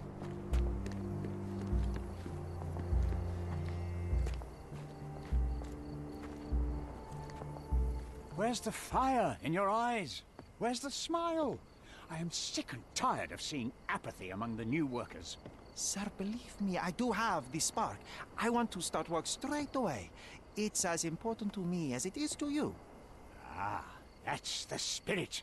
I'm on the verge of a great discovery. Well, I can't just ask him about Mr. Gilden. That would blow my cover. So, I'm ready to work. I am ready to work. Splendid. Do you know what I am working on? Definitely don't want to say ivory baths. That would give it away. Archaeological treasure. Archaeological treasure. You're hoping to find something priceless, something that will change our history. Bravo, young man. I couldn't have said it better myself. It's true. We're looking for Vitus Lemonius's tomb. I'll help you. That is my goal as a worker. Good. Listen to me carefully, then. I hate repeating myself. I am Professor Swift. We have 3 rules here. Don't touch anything.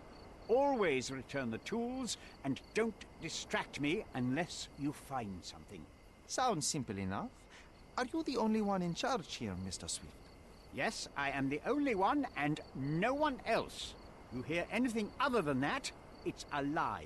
People of your kind can have difficulty understanding who's in charge. Take a minute, memorize my face, and then get to work. Oh, I will definitely take a closer look to memorize my superior. Oh, he's making it too easy for me. Broken glasses, inconvenient, but continues to wear. Interesting.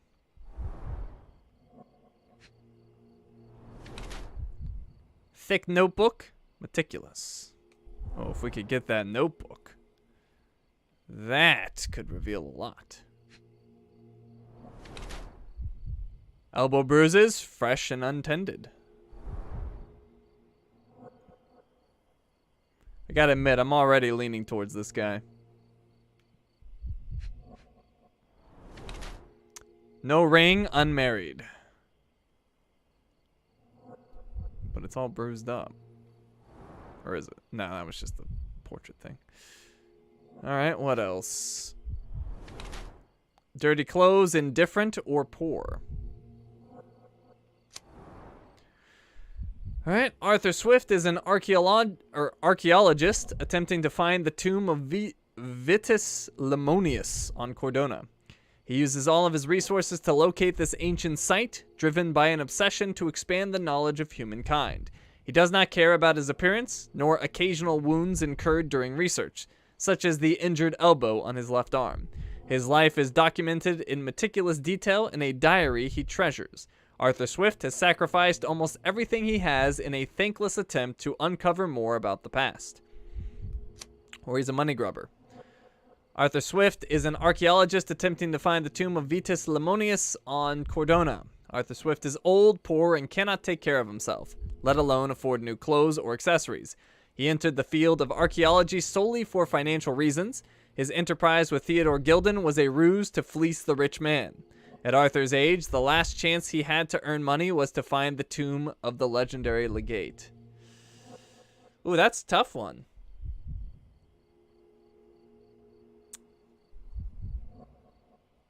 Oh, that is tough.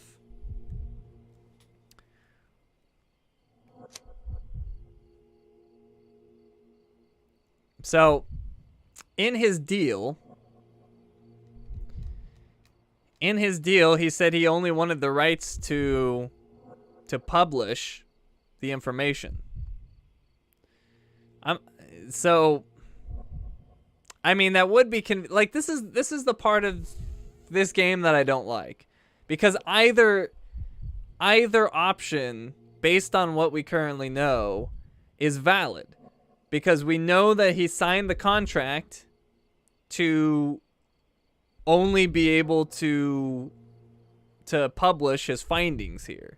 So he wasn't trying to keep the stuff per the contract, but it's entirely plausible that he just signed the contract to get Gilden to agree to fund the thing, and then he goes and gets him killed through his elephant, like startling his elephant or whatever may have happened that got him killed.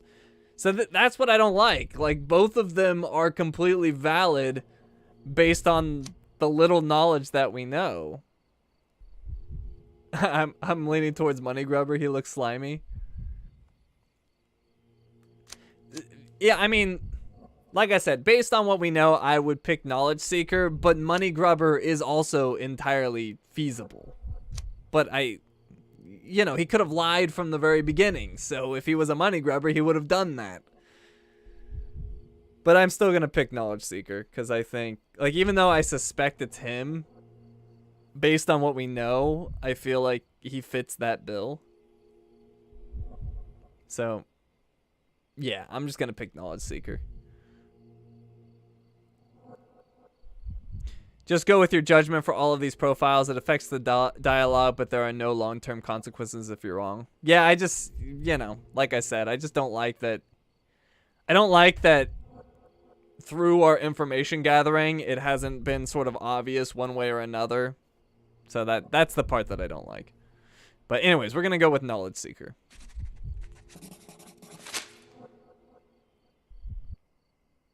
I wish I could be as passionate about something as you are, Mr. Swift. You value knowledge and dedication over everything else. It's a long road, young man. A sharp eye and attention to detail are the only stepping stones along this path.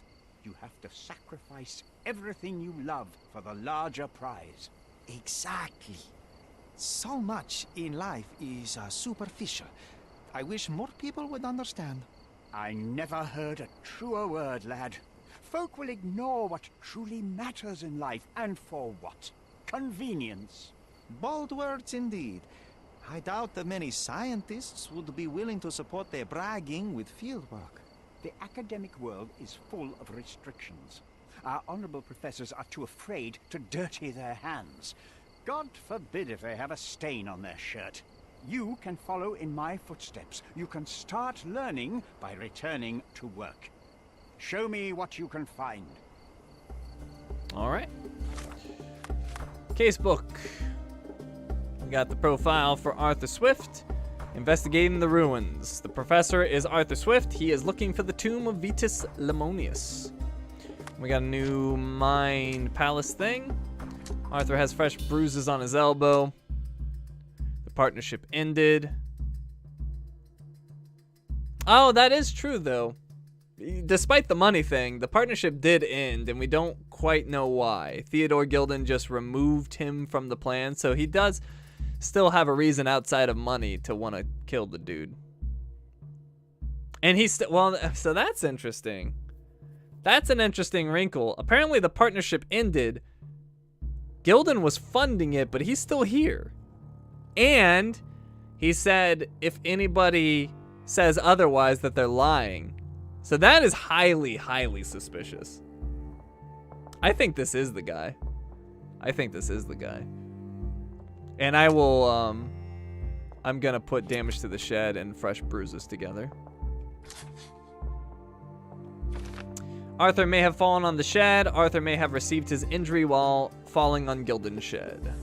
Oh, what's this?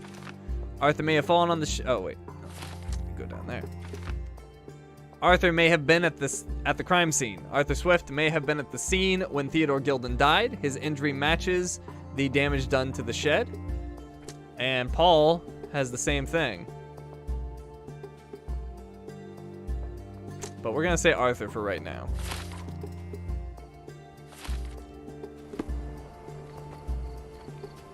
Okay, and did we get all caught up? Yeah, we did. Let me pin this. Alright, he doesn't want me touching his stuff. But maybe I can just take a peek without him getting angry? Don't touch anything here. Get back to work. We'll go for that later. I don't want to get him too upset. Maybe he'll warm up to me a little bit and let me peek around. He's already warming up. We don't want to piss him off.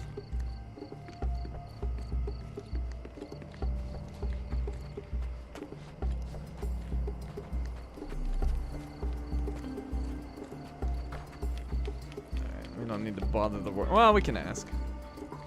Wait, what was that? Oh, it's another worker. Do you know anything about this? I like you, friend, but I can't help you.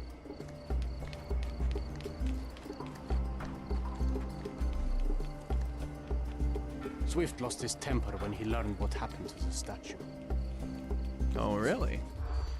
Which statue was damaged? Hardworking digger? Nope. Get that out of here. Pay rise? Nope. Lion helmet? A stash of old newspapers? No. Broken pickaxe? Maybe? Nope. Closest to the beach? Forgotten instruments? No. Kick statue?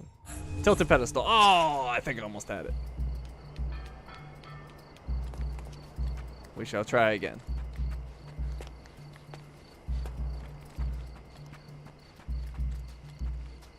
Swift lost his temper when he learned what happened to them. Okay, try it again. So pay rise, nope.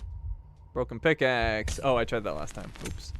Kick statue, forgotten instruments, no. Closest to the beach, yes. No newspapers, hardworking digger, no. Tilted pedestal. Boom. Arthur Swift's research. Workers at the dig site found a statue with a lion helmet head. It originally lay on the pedestal closest to the beach, but someone kicked it over the edge. As a result, the statue broke and the pedestal remains tilted. And John got that. Another masterclass in eavesdropping from the peerless Sherlock Holmes. Clear eyes, all ears, can't lose. Workers at the dig site found a statue with a lion helmet head. It originally lay on the pedestal closest to the beach, but someone kicked it over the edge. As a result, the statue broke and the pedestal remains tilted. Okay. So at least that eavesdropping got us something. Nothing else over here whatsoever. And hello, John. How are you holding a tool? Did the Romans live in amphoras? I see nothing else here. Is your tool imaginary as well? Oh, what's this? Hey, I found the third one. Sharpest Pickaxe. Bazookaology, The Adventures of Nabe and Laura by Wallace D. Aram. Sharpest pickaxe. A guilty pleasure of the real archaeologist. Missing your Laura, Mr. Swift? Hey, a word about the trilogy. Right then, you literary expert, what was so important about these books? Or did you simply need some kindling? It's inspirational. I have a plan. Are you listening? I wish I wasn't, but I am.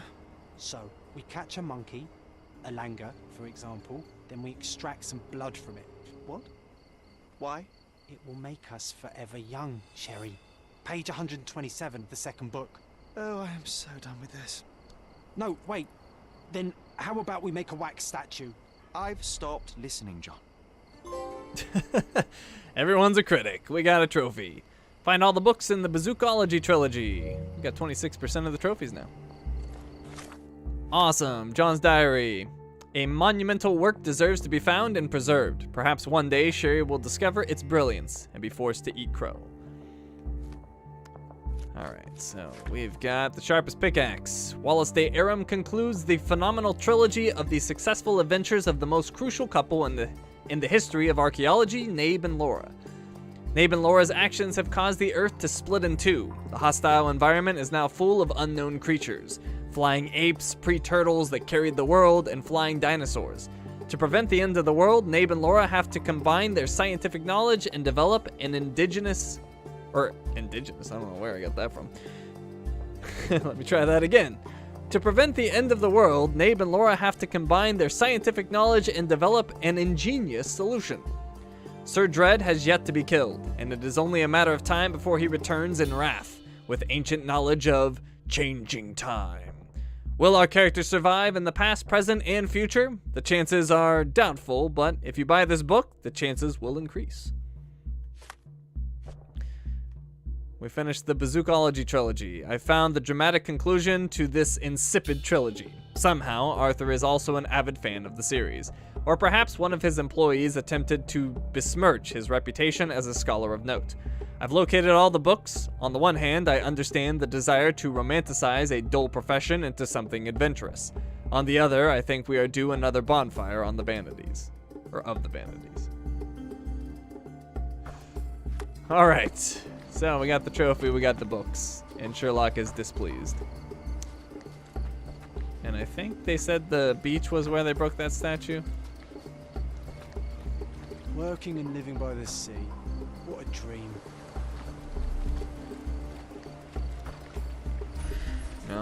Maybe not. It's supposed to be a tilted pedestal, but maybe it's above.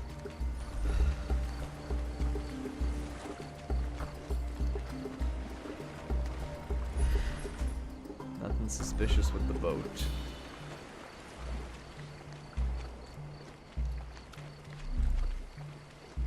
Actually, what's with the bottle? Nothing.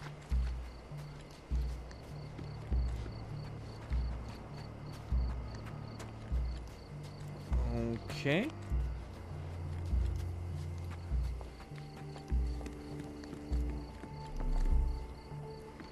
Look at that guy, just proudly displaying his junk. Can we interact? No.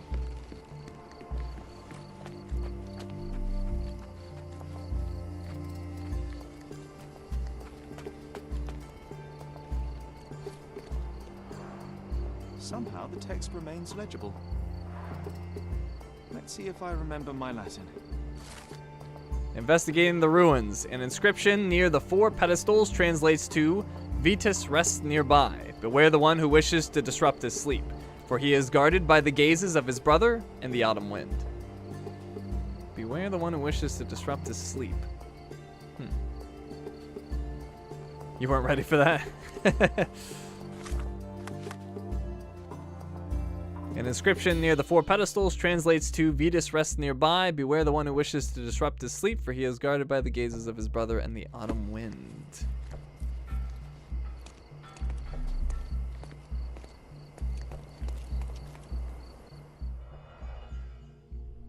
Well, has he got the lion helmet? I can't quite tell from this angle. A sickle for harvesting. The ancient Romans honored the seasons. I assume this is the one.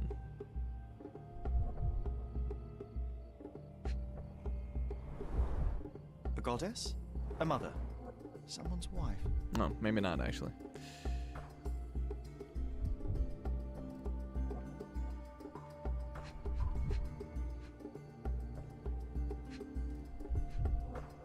Not seeing anything else. Oh, pedestal. There were 4 statues here originally. I wonder what the 3 other statues look like.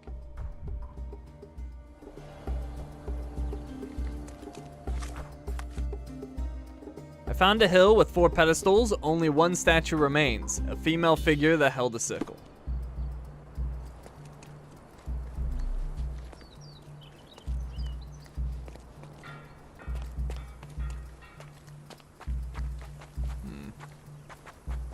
Okay.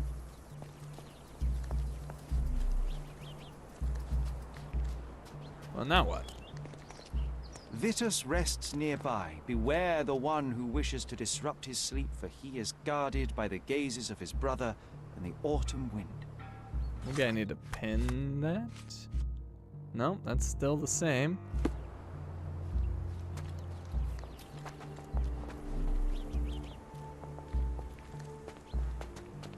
Okay, I'm a little confused. I almost feel like this could be a reconstruct.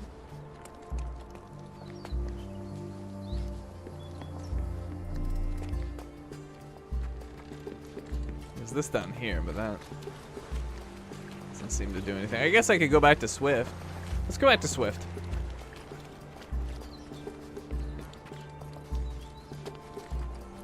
And maybe he'll let me look at his stuff.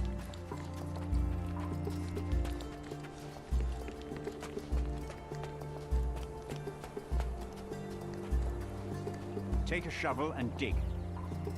Well, all right then. Oh, here we go. Not touching anything. This reminds me of my father's room. Just looking. Not digging though, he won't like that. A plan for this whole operation.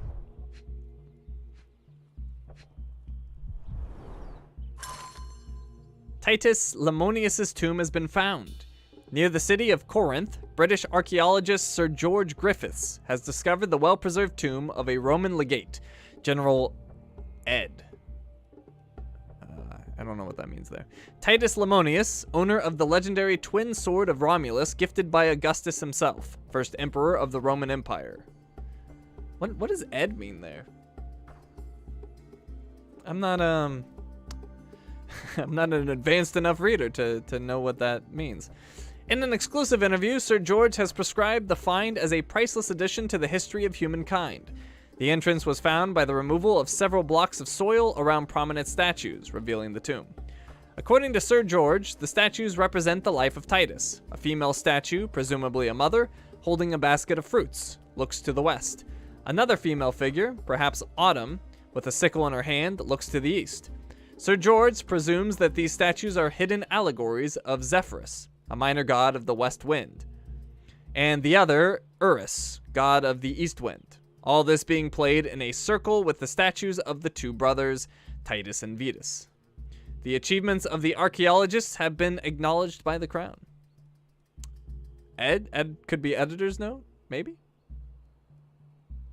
It's as good a theory as any. All right, so this is helpful. So apparently there's one with a basket of fruits looking to the west, and the one with the sickle that's currently there broken should be looking to the east. And then the blah blah blah, Zephyrus is the god of the west wind, and Urus, god of the east wind. Okay. Got it. That should help. This might prove useful. I'll note it down. That should certainly help. John's diary. Documents. I think that's just a straight copy. Yep. Alright, Arthur Swift's research. There were 4 statues near the tomb he researched. A female statue, an allegory of the minor wind god Zephyrus, looking west, with a basket of fruits in her hand. Looking east was another female statue, also an allegory of a wind god, Urus, with a sickle. The archetypal symbol of autumn in her hand. Between these two were the remains of statues of Titus and his brother Vetus. Try the crates too. All right. We can do that. Let me warm my bones here. You don't have no bones. What's this? Oh, these crates. Yeah, of course.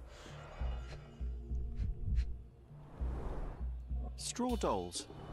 Eerie, but effective for a scene recreation. Oh, I want one of these. Or 2. Titus and Vetus conquest. Titus and Vetus Lemonius were legendary legates of the early Roman Empire, starting their military career to suppress the riots of the Bellovaci and Allobroges. They were the key commanders during the siege of Mutina and the Battle of Actium. With the new Emperor Augustus, the brothers received twin swords, presumably the ones previously belonging to Romulus and Remus. The brothers served as legates to conquer the Dalmatian and African provinces and were famous for their worship of minor gods. Titus honored Urus, while his brother prayed to Zephyrus. Not much is known about the brothers except for the description by Pliny the Elder. Titus wore the skin of a lion, with its head on the helmet, a tradition he picked up while being a signifer. I don't know what that means. Vitus held a shield large enough to cover the sky, though the exact locations of the tombs remain unknown. Historians know that Titus died in the spring of 10 AD, while Vitus in the autumn of 12 AD. I see now. Mr. Swift didn't realize the significance of the statues. Okay, and there should be one other thing here that I'm not finding. Oh, wait. Here we go. Oilcloth. Won't fade and waterproof. Enough here to make 10 sails and more. Alright, now we're talking. John's diary, we got the document. Just let me get rid of that as a new thing. Casebook. The legate's appearance, as depicted in historical records, Titus wore a lion helmet and fought with the sword, while Vitus carried both a sword and shield. Titus died in the spring of 10 AD and Vitus in the autumn of 12 AD. I found 2 articles, one about the brothers' lives and the other about the tomb of Titus, which featured statues. Alright, so I'm gonna guess there's a recreate waiting for me. I don't think there's anything else to grab. And indeed there is. Alright, so if I remember correctly, Zephyrus was the west wind god, is that right? Oh, looking west. Okay. So Zephyrus is looking west with the basket of fruit. And then Urus is looking east with the sickle. And Titus worshipped which one? Zephyrus, I think? Where was that at? I'm not seeing that. I think it was in the document, though.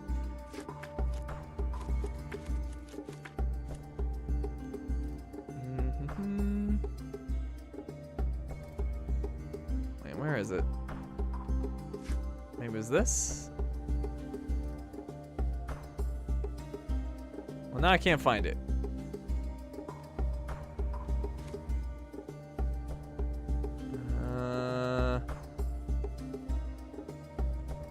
You guys remember? I can't find it now.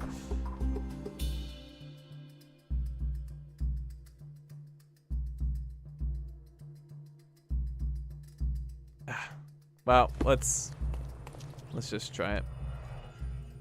Wait. No. I'm trying to do the recreate.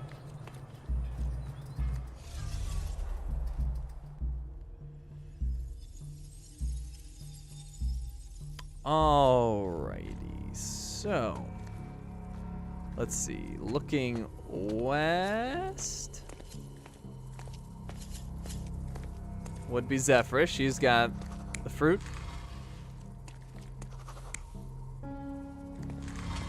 Alright, that's not looking west. That's looking east. Or no, that's looking south. Okay, well, let's go over here.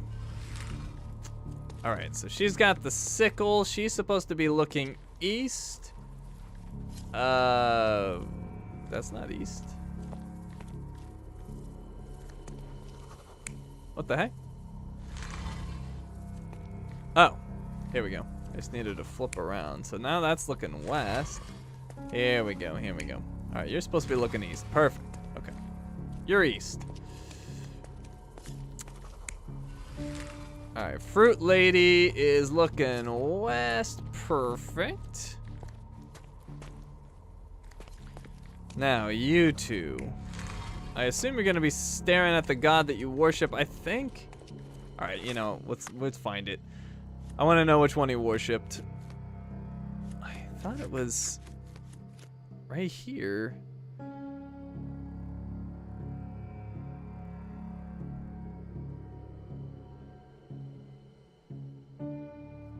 Yeah, where it said. Where was the one that said which ones they worship? Not known as the Titus was tradition. Oh my god, where was that? I know I read which ones they worshipped, and now I can't find it.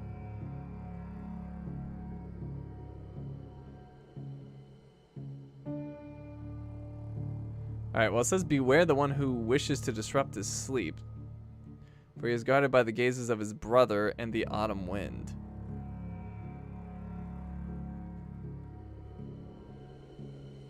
Huh. Okay. Zephyrus looking west with a basket of fruits in her hand. Perfect. Urus with the sickle. Looking east. Yeah, perfect. Between these two were the remains of statues of Titus. Titus wore the helmet with the lion head. Workers at workers at the dig site found a statue with a lion helmet head. It originally lay on a pedestal closest to the beach. There we go. There we go. I forgot that point. So lion head is closest to the beach, right over here. That is a lion head. Now, that doesn't solve the whole thing though.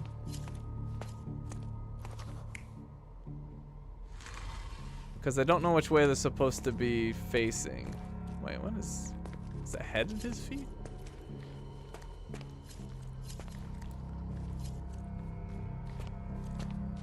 Alright, well, we don't know exactly which way they're supposed to be facing. But I think we can figure it out from the other clues. So what was that one clue? Beware. Beware the one who wishes to disrupt his sleep, for he is guarded by the gazes of his brother and the autumn wind. Beware the one who wishes to disrupt his sleep. Okay. So Vetus is closest to the beach. He's guarded by the gaze of his brother. So I bet he's looking out into the ocean and his brother is looking to his back. And he's in the autumn wind as well. Yeah. So they're both looking after him. He's probably facing out towards the sea.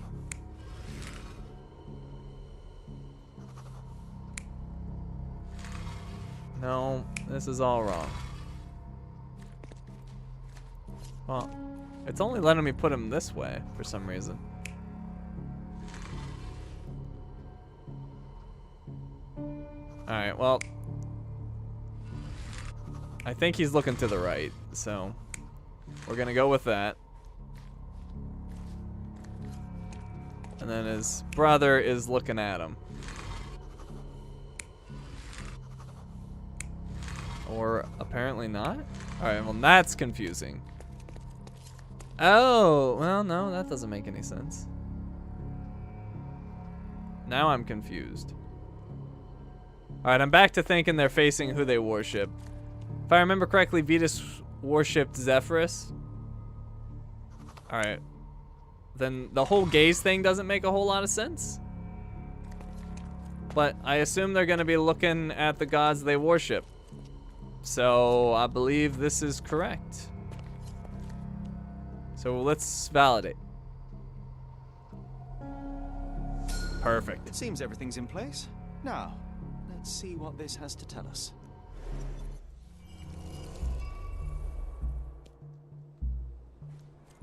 Okay, success on the first try.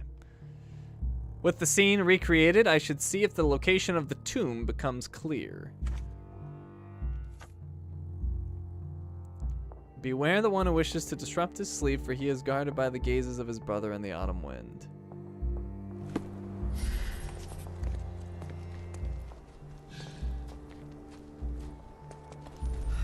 hearing?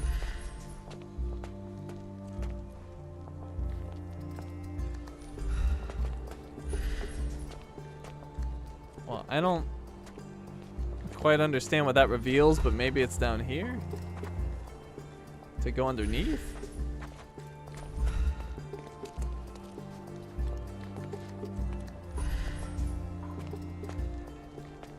Okay, well, whatever it is, it's not down here.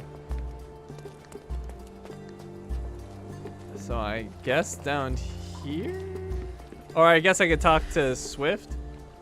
Maybe I talk to Swift. What? I keep hearing stuff, though. Maybe that's John appearing. Oh, here we go, here we go.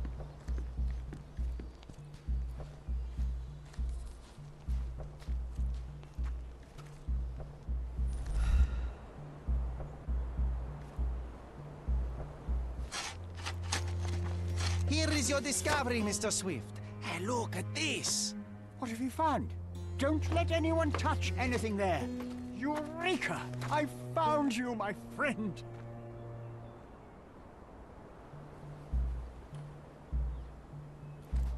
Okay.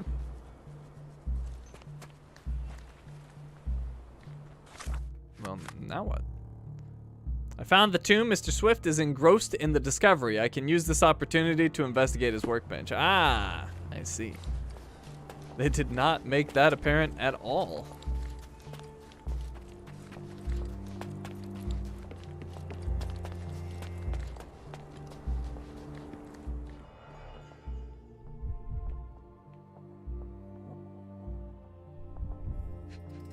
Huh. Darts. Interesting. A box of darts. Handy against rodents of all kinds. Could have bought the darts from Paul.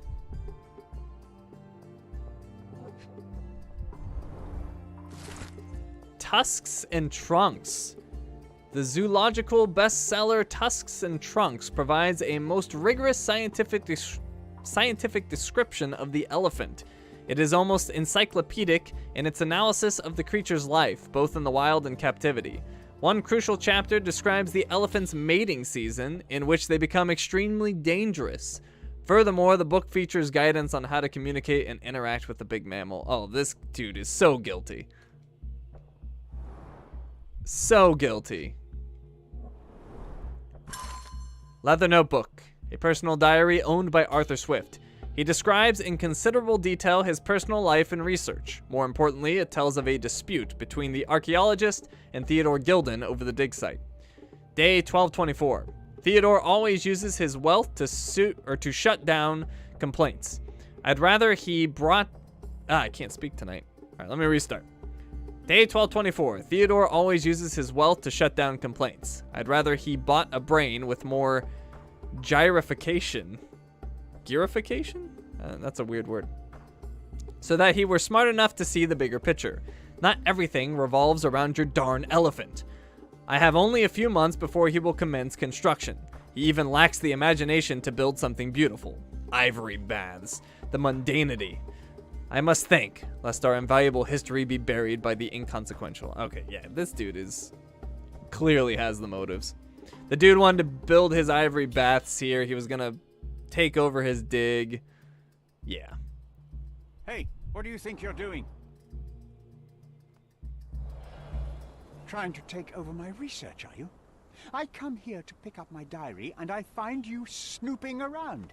Explain yourself. Mr. Swift, if that were true, I would have been on my way to the newspaper.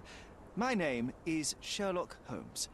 I didn't have a chance to introduce myself properly. Outrageous! You deceived me, sir. What is the reason for your being here? Who sent you, Mr. Holmes? Theodore Gilden's premature death brought me here. Theodore is dead? How can that be possible? I'm thinking of all the possibilities, and I'm not crossing out anyone who might have been involved. Even his elephant. The land you're excavating belongs to Mr. Gilden, does it not? Did I hear an accusation? I have nothing to hide. You can ask me whatever nonsense you've prepared as a token of my diminishing respect towards you. Very well, Mr. Swift. I appreciate your cooperation. Last contact with Mr. Gilden. When was the last time you saw Mr. Gilden? A couple of days ago. We discussed the site. I believe in the tomb and its secrets. Theodore's patience was stretched, however. He was already inventing new projects. It wasn't a long conversation. I suppose that his daughter will inherit everything now, along with all of the eccentricities and problems. And not forgetting Goliath. Eccentricities and problems, Mr. Holmes. One of many. He makes a good point. Where were you this morning? Were you at the site this morning? Affirmative. This project is taking a lot of my time, as you see. I spend more time underground than on the surface. When did you learn about Theodore's death? Just now. You just told me. And you aren't surprised, shocked? I won't tell anyone if you shed a tear or two. Weren't you partners, after all? We were. And it is a real shame. But I've seen too many deaths in my life, Mr. Holmes, for the news to truly shake me. Will you allow me to return to my research? Or are you insisting on remaining an obstacle? Oh, I haven't even started yet. Provide evidence. Leather notebook. You have a weakness for nostalgia? Or, rather, do you use it to record a list of enemies? Young man, you need to check your moral compass. Reading another person's diary is a sin in every culture that I can think of. But you aren't answering the question.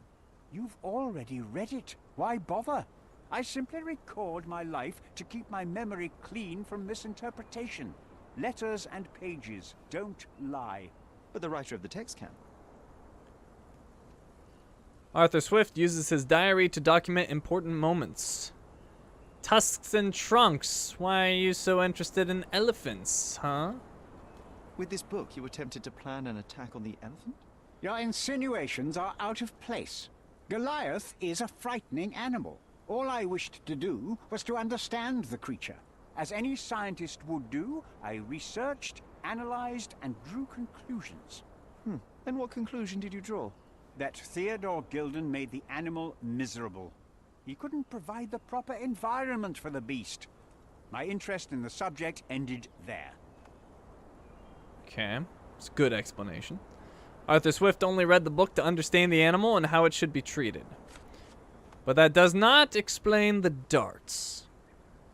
Could have been using them for rodents. Could have. What's with this box of darts? Is it for a scientific argument? A little darker than that. Rather for killing the kind of rodents that might nibble a nose or a toe in your sleep. Let's just say I have to protect myself against a larger animal, such as an elephant. Might it be enough to stop it, make it faint? If I were you, I wouldn't bank on it. He claims the darts are used to kill rodents at the dig site. Investigating the ruins. I don't think that this will give us anything, but we can try. I've nothing to add. Arthur Swift's research. This shouldn't add anything either. I'm a busy man. What about the Bazookaology trilogy? I need to know. As far as I can tell, you're a man of the academic world, so this book about Nabe and Laura is just an empirical study? What? That nonsense? I'd prefer to lose my eyesight than read such trash. So, you know nothing about it? I know nothing. I wish I'd never heard of it in the first place. This caricature of science. Do I hear traces of envy? You're still relatively young that you might find your own Laura. Perhaps I envy Nabe, for I cannot simply blow people up for distracting me. That's all. You happy now? Wonderful. Okay. I could ask him about himself. That shouldn't do anything. Moving on. Entrance to the dig site. Shouldn't have anything for that. What's with this intricate recruitment process? Pro-British workers charge less? As a head of this organization, I need to secure a productive environment. It's impossible to do so if there are political differences, especially here, where the native population doesn't support our efforts to find the ancient artifacts. Decent pay can also stimulate productivity and shut down any political discord. Hadn't you thought of that? You're young. You have time to fritter and fight with everyone you meet. I don't have such a luxury. Our workers receive enough pay for what they do. So don't start a discussion you know nothing about. Arthur sincerely believes that the discoveries at the dig site will change humankind's understanding of their own history. That doesn't seem related to what he answered, but okay. Packed bags, he shouldn't know anything about that, but you know what? I get surprised sometimes. I've nothing to add. Trace is near the shed. Remember one of the rules? It seems that you didn't return a tool. Is this knife yours? Do I look like a fellow who carries a knife? I don't need it. There are plenty of uses for it on the site, and outside of it. I have other people to cut ropes for me, Mr. Holmes. Maybe he hired one of them. Arthur said it is not his knife and that he doesn't use one in his work. Yacht Club workshop, you shouldn't know anything about that, except for maybe where his drugs came from. I'm a busy man. Animal suspect. Gilden's elephant is quite an unusual addition to Cordona's fauna. What is your scientific opinion on that? No matter how much Theodore loved it, it still remained a wild animal trapped inside a stone pen. Goliath needs savannas, fields, lakes. I'm sure that Goliath did not have a plan to kill his owner to head to the savannas. What do you think? No, animals don't kill in a typical sense. I can only presume that it tried to protect itself from captivity, from Theodore. It was a gilded cage that was predestined to break. Arthur Swift believes that the elephant sought to free itself from captivity, much like any wild animal. Threats, he wouldn't know anything about the threats, but I'll ask. Your partner had a very specific attitude towards the things he treasured. Was this habitual for him? That would have been too much even for him. Don't get me wrong, he had a harsh temper. Like a true businessman, he was ready to burn his competitors to the ground. But threatening someone physically would have been something new even for him, am I correct? Absolutely. Besides, I had never seen him this angry. The fellow who received the letter must have been extremely alarmed. Arthur was surprised to see Theodore this aggressive and indiscreet. Paul's box of darts. I don't know I even know about those, but maybe related because he has a box of darts. Moving on. Okay. Suspicious note. It's about the smuggling. I'm a busy man. Do you know Paul? I've nothing to add. Nope. Photo, probably. Have you seen this person before? The one beside Imogen Gilden? No, but he's with Imogen, so I suppose that he's a friend of hers. That girl always has her head in the clouds. I could have said Theodore was different, but that wouldn't have been entirely true. Away with the fairies, was he? That's one way of putting it. Either way, I don't know much about Imogen's life or her friends. The type of elite that pretends to be educated. Okay. The registration of the company. This I'm interested in hearing. Moving on. And I get nothing. What about the elephant sweat? I'm a busy man.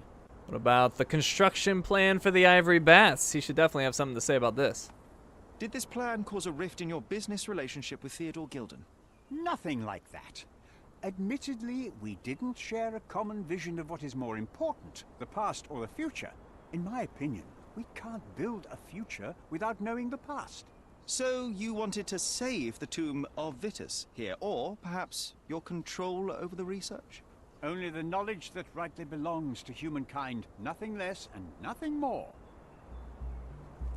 Okay, so this is ending up as interesting as the first case, to be honest. They both had motives. This is a tough one. Alright, so leather notebook. Arthur Swift uses his diary to document important moments. Yep, we saw all of this. Just let me make sure there's nothing new.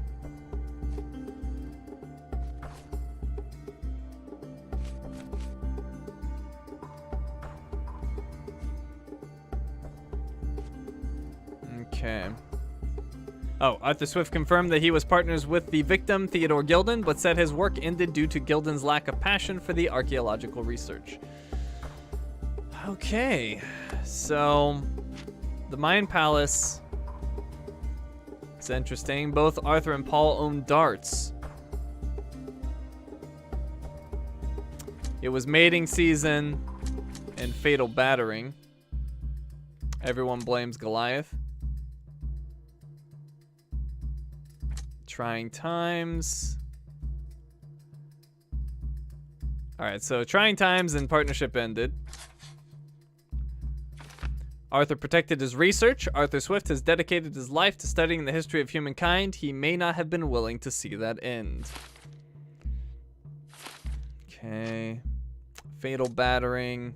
And it was mating season. That, for some reason, is not something we can put together. We can put everyone blames Goliath and fatal battering together. Let me get rid of that. Or not? Okay.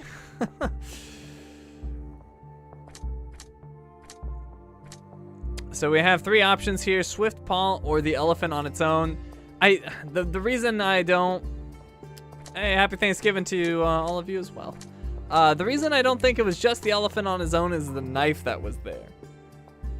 Somebody was there and they got pushed into the shed. So I don't think the elephant acted on its own, and people had too many motives to get rid of this dude. It was mating season and everyone blames Goliath. Okay, we can combine those. I need to find Goliath. All right. Goliath is dangerous right now, but may prove valuable to the case. I need to lure him out by exploiting his lust. Oh, do I have that bottle on me? Oh, casebook just got an update. Hunting a Goliath. I've seen fabric for doll making at the dig site. The foghorn from the boat workshop can attract or deter large vessels and may be of help. The perfume from Theodore's office can help if I extract pheromones from it. Ah. Vial with perfume. This pungent concoction could serve as an excellent source of pheromones. So I already have the vial. Let me go ahead and do analysis on it.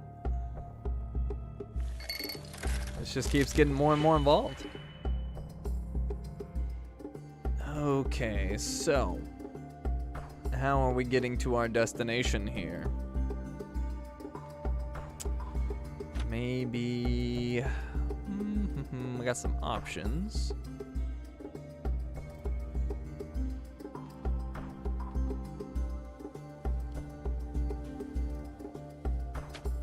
Just weighing different options here as I try to figure this out. All right, well, let's put a -5 out there because I think we're gonna need that. And then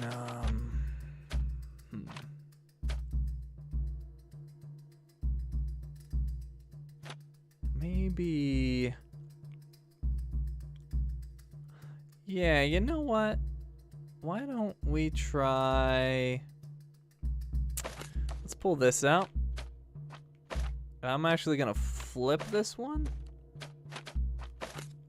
let me flip that. So a -2 and a 2. Start to visualize this a little bit. So then if I did a 3 and, yeah, let's do a 3 there. And then a 1 and a 3. Yeah, here we go. We're getting somewhere here. So maybe we add these two together. So let me just do this. We're gonna add these two together. And then I wanna flip this one. We're just gonna put this over here. Flip that. Okay, so that, actually, no, I don't wanna flip that. Why am I flipping that? That's stupid. Delete that. So the -5 is just on its own. So we've got, oh, I think we've got it actually. Yeah. So let's see. Let's add these together. That gets us to 2. Oh no, I need to. Oh, hold on. We can still do it, I think. Or no, because we need to add. Actually, hold on. We don't need to add necessarily. we could just put this over here and then into there. Oh, no, that does, never mind. Yeah, we can't do that. Dang it, I thought I had it. Okay, so that's not an option. I need to save my last add one there.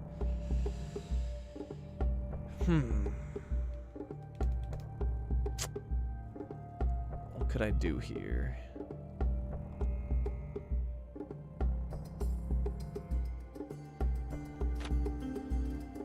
Don't have enough of a minus.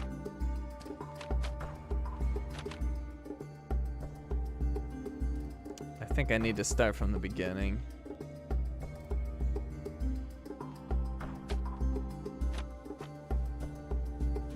Alright, hold on, let me just reset this. Where I was going with that didn't quite get me where I was trying to go. Okay, so we're gonna need, maybe I flip this? No, that's too strong.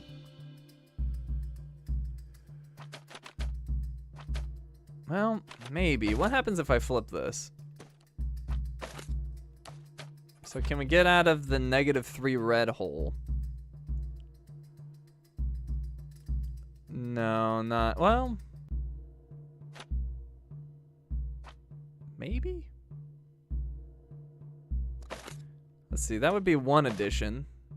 And that would get me to a -1. I don't think I could get there though. I don't think I have enough additions to make this work. Because then I'd need another addition here.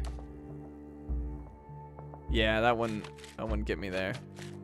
Alright, so maybe we start using some of these other things. So ×2 is interesting. ×2 is very interesting. And then we've got the minus and the pluses. Oh, I guess I could have just potentially plussed a few times, but...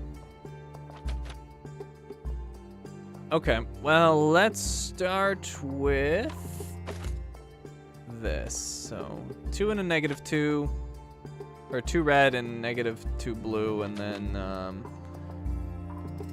we'll go ahead and flip this, I guess. So let's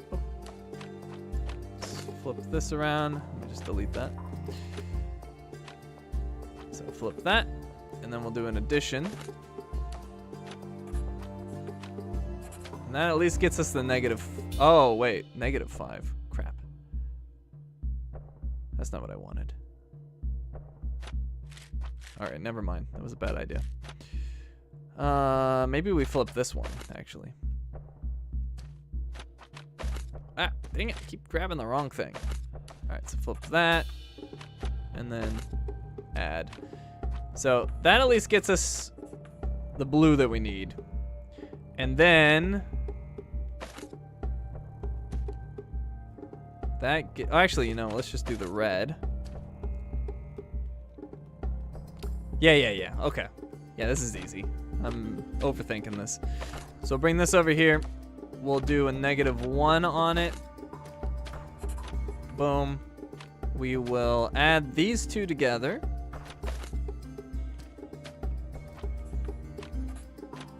And then we will add this in. Oh, whoops. Hold on. I messed that up. I need a separate F for that. No, go away. There we go. All right, and then we need 1 additional add. There we go.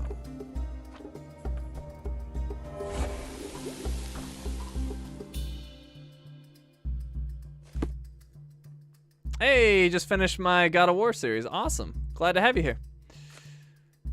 All right, so hunting a Goliath. I've extracted the pheromones, which can be used to attract the elephant. Good. So I guess we would go back to the place, but I still need the cloth, which is over here. This fabric will work. Oh, never mind. Okay. It's like I wasn't sure if I had it. And then I need to go back to that workshop to get that horn thing. I've taken the fabric. It can be filled with gas. Okay.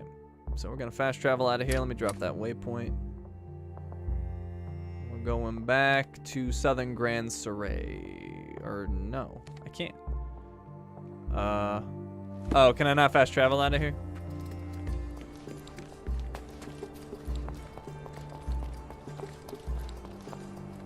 Yep, we're almost done for the night. I just want to finish up this case because I feel like we're like at the very end. And Blueberry's going to be mad at me because she is ready to take off to my parents' house. But hopefully it won't take too long. We're driving as soon as this stream is over.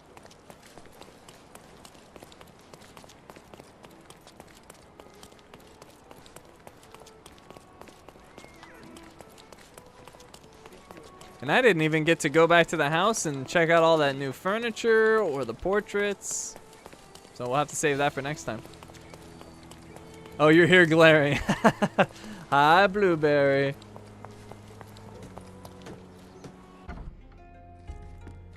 It's not my fault. The case is really long. I am busted. It might fool an elephant. Mrs. Nini seemed to know her sewing inside out. I bet she missed us. I hope Miss Nini won't misunderstand me. Miss Nini, huh? Alright. I've acquired the foghorn. It sounds just like a mating mammal. Now I have all I need. I should visit Mrs. Nini at the intersection of Knights Road and Trinity Way in Scaladio. I am hoping she can make a doll. Alright, we'll pen that. So I was not expecting to involve Miss Nini, but I helped her. She can help me. How long is the drive? It's about 3 hours. About 3 hours.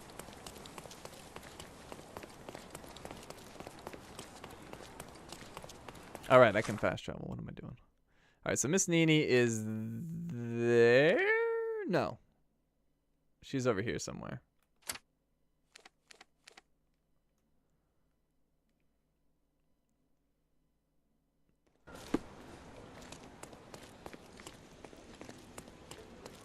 Okay, I hope I put that compass down correctly. I think I did.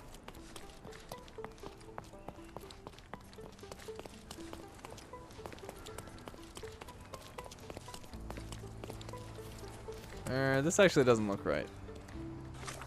Trinity Way and what? And Knights Road. Oh, down here. I went a little too far north.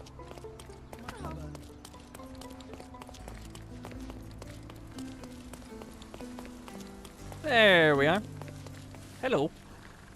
Good day, madam. I've come to you with a special requirement. The tailors on the street can't help me, I'm afraid. Could you make a doll for me?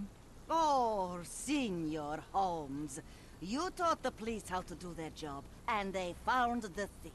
Of course I will help you. But what sort of doll? A child's doll, such as my great niece might play with? A little larger than your typical doll. Signore, I don't understand. Boy, girl, animal, and what color? Animal, a passionate, perhaps amorous animal. Ah, Signore, you talk in riddles. I am an old lady who's seen it all. Tell me what you need. I need a life-size elephant. I think Mrs. Nini outdid herself with this one. Is that a tail? That's a trunk, John, but I must agree with you that it's her masterpiece. Well, let's not waste any time. Okay. We don't get to see it? Oh, what's it say? It's time to retrieve the elephant. Miss Nini works at the intersection of Knights Road and Trinity Way in Scaladio. Wait, I thought we had it. What were we looking at if not the elephant? With the magnificent elephant doll now in my possession, I should use the coal gas shed in Gilden Yard to inflate the lure. Oh my god, it's having me go all over the place. Okay, let's go back.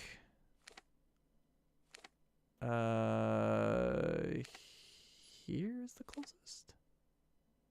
Yeah. All right, I'll go back to my house.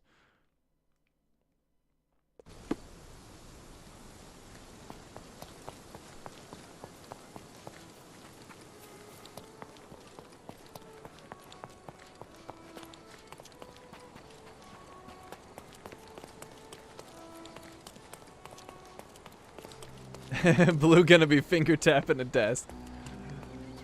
I'm almost there. The game is on. So, what's the plan? I hope it all doesn't go horribly wrong. We know that the elephant is seeking a female. We can arrange that.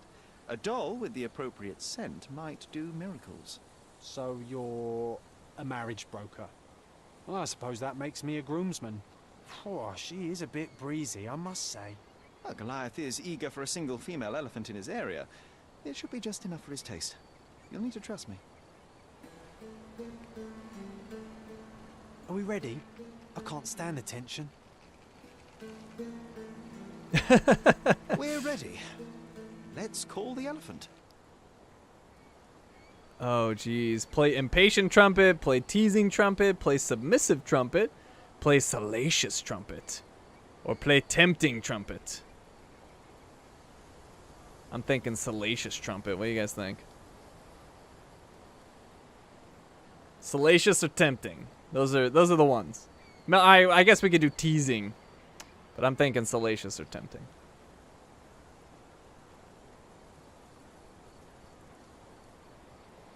All right, nobody seems to have an opinion, so I'm playing a salacious. Oh, Miss Chen says tempting. General wants tempting. We're doing tempting.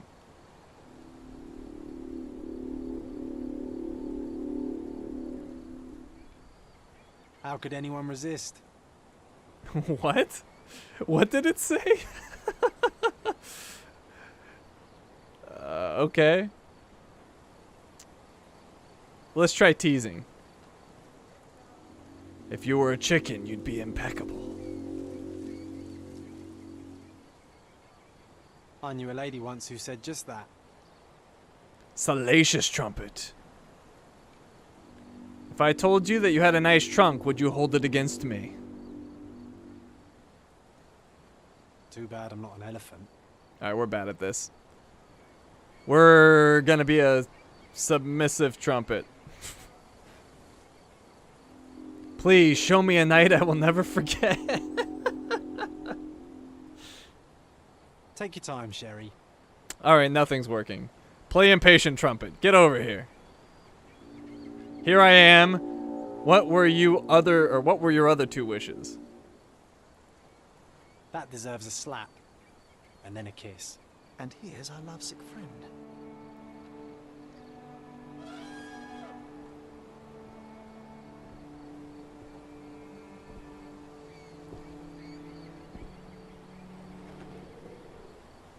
Close your eyes, kids.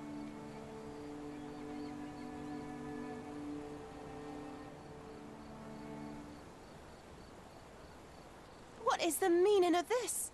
Why are you bringing it here? I won't allow you to leave it. I assure you that it is only a temporary measure. It won't be long until the elephant is gone, I promise you. Okay. So Goliath is back. With some ingenuity, we have managed to lure the elephant out. Alright. He seems pretty tame. What is this? It injured itself while running through the forest.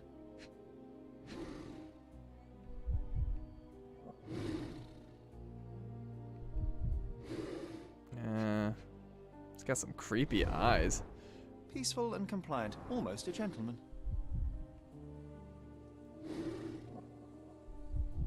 What else? Oh, here we go.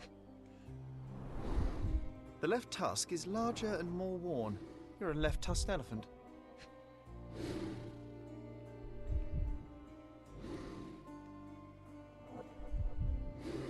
Oh, here we go. What's this? Dart? Uh-huh. There's something in the needle. There's something in the needle. Well then take it out. A feathered fletching. This might be promising. Okay, so they did use darts on the elephant. Or a dart. Didn't work though. Dart found on the elephant.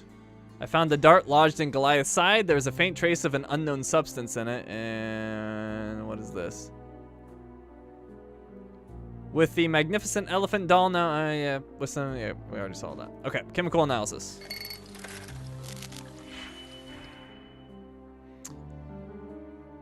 6, -10, and -3. Okay. Well, we're gonna have to flip some green for sure, but we'll probably need that. And we'll times it by 2. So there we go. That's done. Let's see. We could do 2 red. Yeah. Easy. All right. So let's just do 3. We'll plus it by 1. And then we've got... Oh, wait. That won't work. What could we do? So that got us to 4. I don't have a -1. Actually...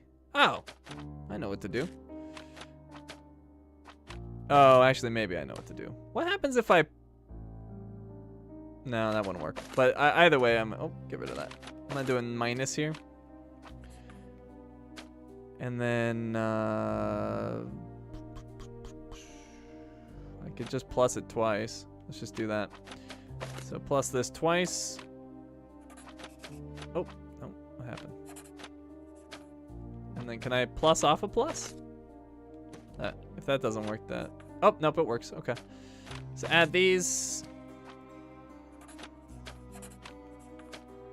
Bring this over. Add.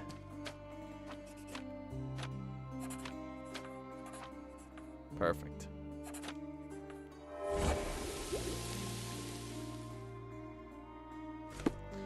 Dart found on the elephant. There were traces of strychnine inside of it. This amount could kill a human, but was not enough to topple such a large animal. Instead, it most likely aggravated the elephant, causing a fit of rage and a burst of strength. Strychnine, huh?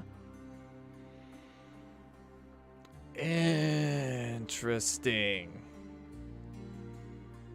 I feel like that points back to Paul, but where did the archaeologist get his darts? Because if it was from the smuggler, it'd have the same thing. So I don't know if that necessarily incriminates Paul, but it is interesting.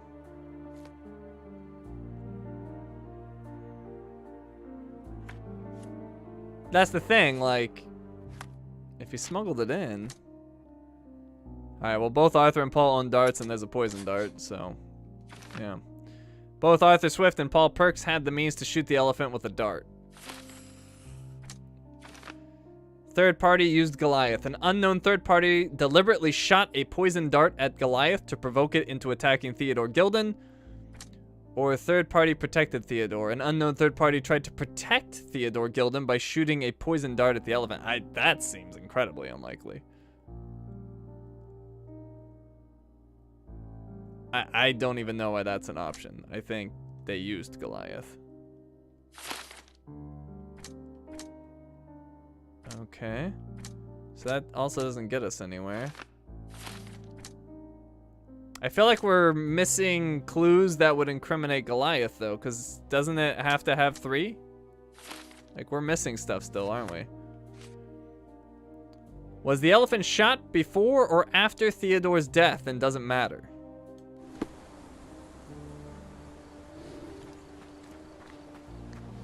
I feel like we're still missing something. Oh, what's this? A royal suite for a favorite pet. No, that was the Plenty same of as food to before. satisfy even the most fastidious. I guess I could ask about the evidence again. You know what? Maybe we sit on this. I think there's more investigating that needs to be done, and I'm still 15 minutes. I'm 15 minutes over already, and Blueberry might kill me if I continue this. So maybe I'll maybe we'll end it here, and we can think about this some more. So yeah, let's go ahead and do that. I don't think we're quite ready to solve this yet. There might be some more clues lying about. Otherwise, I would have all of this. Well, I guess final battering. Oh, maybe. Actually, hold on. Maybe we can do this. We can combine those two. So Goliath may have been provoked. The dart shot at Goliath may have provoked the beast into a violent rage, and Goliath may have killed Theodore. The elephant Goliath may have attacked Theodore Gilden in order to break free. I don't think that he did. I think he was provoked. And that currently leads over here. to Arthur Swift kill Theodore Gilden. Arthur Swift used Goliath to kill Theodore Gilden. A shot with a poisoned dart enraged Goliath, and it attacked its owner. Arthur Swift managed to secure control over the dig site and everything of historical value within. And then we have the option to arrest Arthur and free Goliath. Arthur Swift used the elephant Goliath to kill his former partner Theodore Gilden. Arthur was ready to sacrifice others for his own well-being. Such cruelty towards humans and animals should be punished. Or let Arthur go and execute Goliath. Holy crap. Arthur Swift is a victim of Theodore Gilden's greed. He tried to protect humanity's history from those that would privatize or discard it. I will let Goliath take the blame for Gilden's death, but would insist in return that Arthur leave Cordona. Yeah, we're definitely not doing that option. So then the other one is Goliath may have killed Theodore, and a third party tried to protect Theodore? That's an odd one. But what's the conclusion here? Goliath killed Theodore. In a fit of rage, Goliath killed Theodore Gilden. After a quick, one-sided confrontation, the elephant fled, leaving Gilden to succumb to his injuries. Execute Goliath. Goliath killed his own master. Theodore Gilden nurtured the animal and cared for him, but the wild nature of the beast makes him extremely dangerous to others. I should inform Imogen that his execution is the only way to ensure safety. Save Goliath. Goliath is a wild animal. His captors are the ones responsible for his behavior. The elephant requires a new owner and home. I should discuss with Imogen any possible options to save and relocate the elephant. Yeah, I will save before we do the accusation. Our final option is Paul may have been at the crime scene. And then this flips. And that gives us Paul. Paul Perks killed Theodore Gilden. Paul Perks killed Theodore Gilden using Goliath. Paul used an air gun with a poison dart to provoke the elephant. Agitated and scared, the animal attacked Mr. Gilden. With Theodore gone, there is no one to stop Paul from being with Imogen. Arrest Paul and free Goliath. Paul Perks is an egotist with no regard for the lives of others who built an entire career on lies and deception, and orchestrated the death of Theodore Gilden using his own pet. Cordona will be safer without Paul roaming free. Let Paul go and execute Goliath. Paul Perks was the victim of persistent attacks by Theodore Gilden. They were desperate, and to protect a promising career, used Goliath to kill Gilden. I will place the blame on Goliath, but would insist that Paul leave Cordona as penance.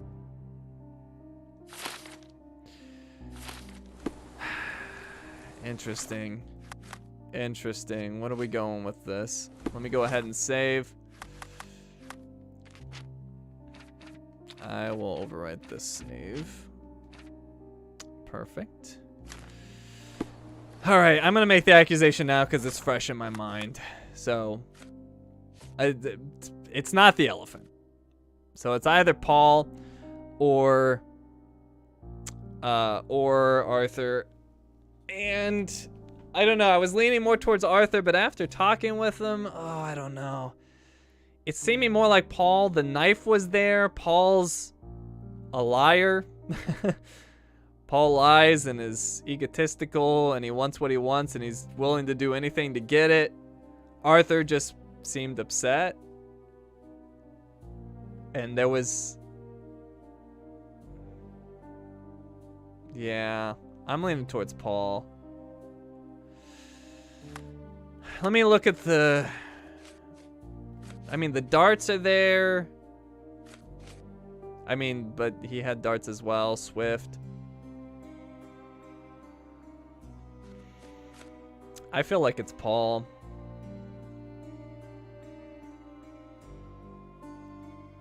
And Gilden was threatening Paul.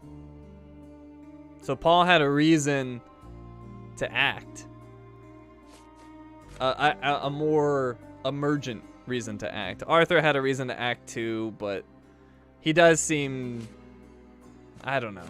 I mean, Arthur had motive, but the knife thing is kind of what gets it for me. What was the excuse for Paul's bruises? I'm trying to remember. Her injured arm reflects the dangerous nature of her life. Despite her fearless exterior, she is frequently in trouble due to her connections with the criminal underworld, and yet she has earned a place in the world as Paul. I see no reason to disclose to anyone else otherwise. I'd rather do the accusation now. And I think like the first one, I'm gonna go with my gut feeling, which is Paul. I think more things are pointing towards Paul.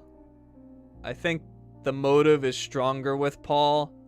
The only thing that was really suspicious with Arthur was the fact that he wanted to make it very clear that it was just his dig site, which was very suspicious. Imogen was packed and ready to leave. That points to Paul. That's true too. That's true as well. Yeah, I'm just gonna go with intuition here. We're gonna go with Paul, and hopefully I'm right. So, and I'm definitely not gonna execute Goliath. So arrest Paul and free Goliath. Paul Perks is an egotist with no regard for the lives of others who built an entire career on lies and deception and orchestrated the death of Theodore Gilden using his own pet. Cordona will be safer without Paul roaming free. We're doing it. We're doing it. And hopefully I'm right.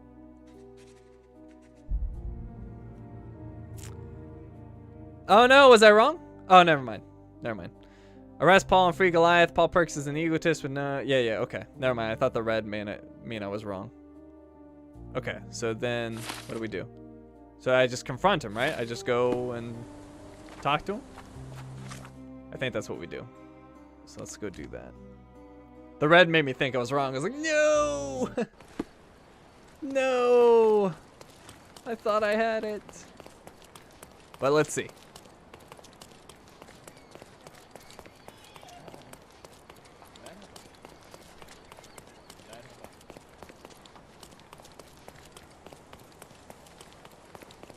Oh man, Blueberry is gonna kill me. It was nice knowing all of you.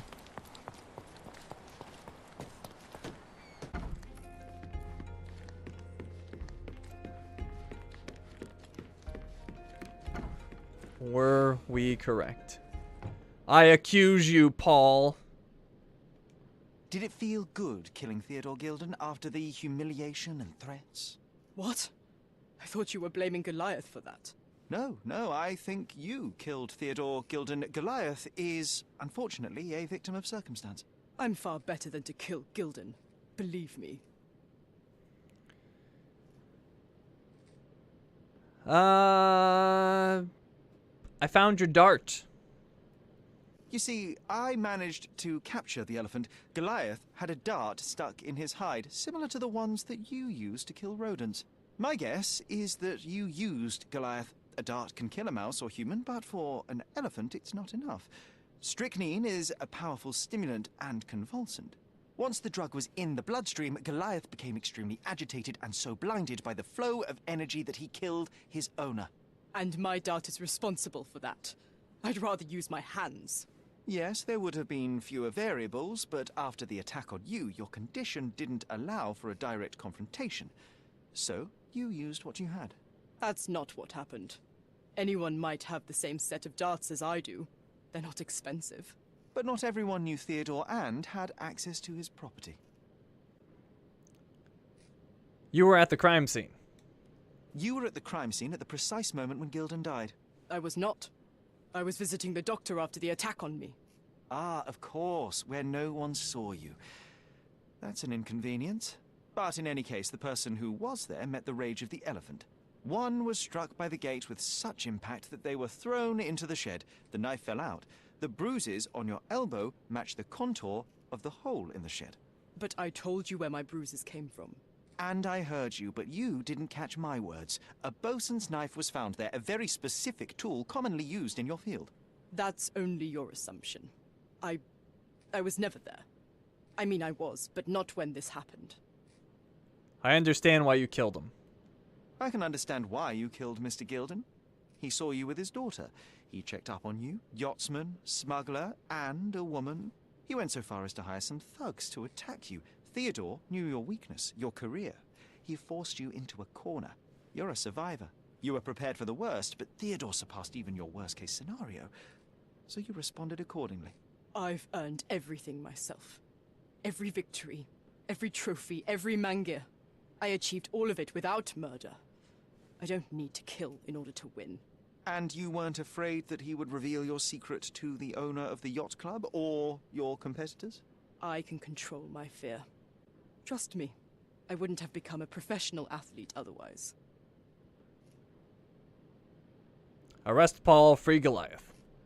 I revealed many truths and lies concerning Gildan. One banal fact is that he was a bitter and angry man who acted according to his own desires and impulses.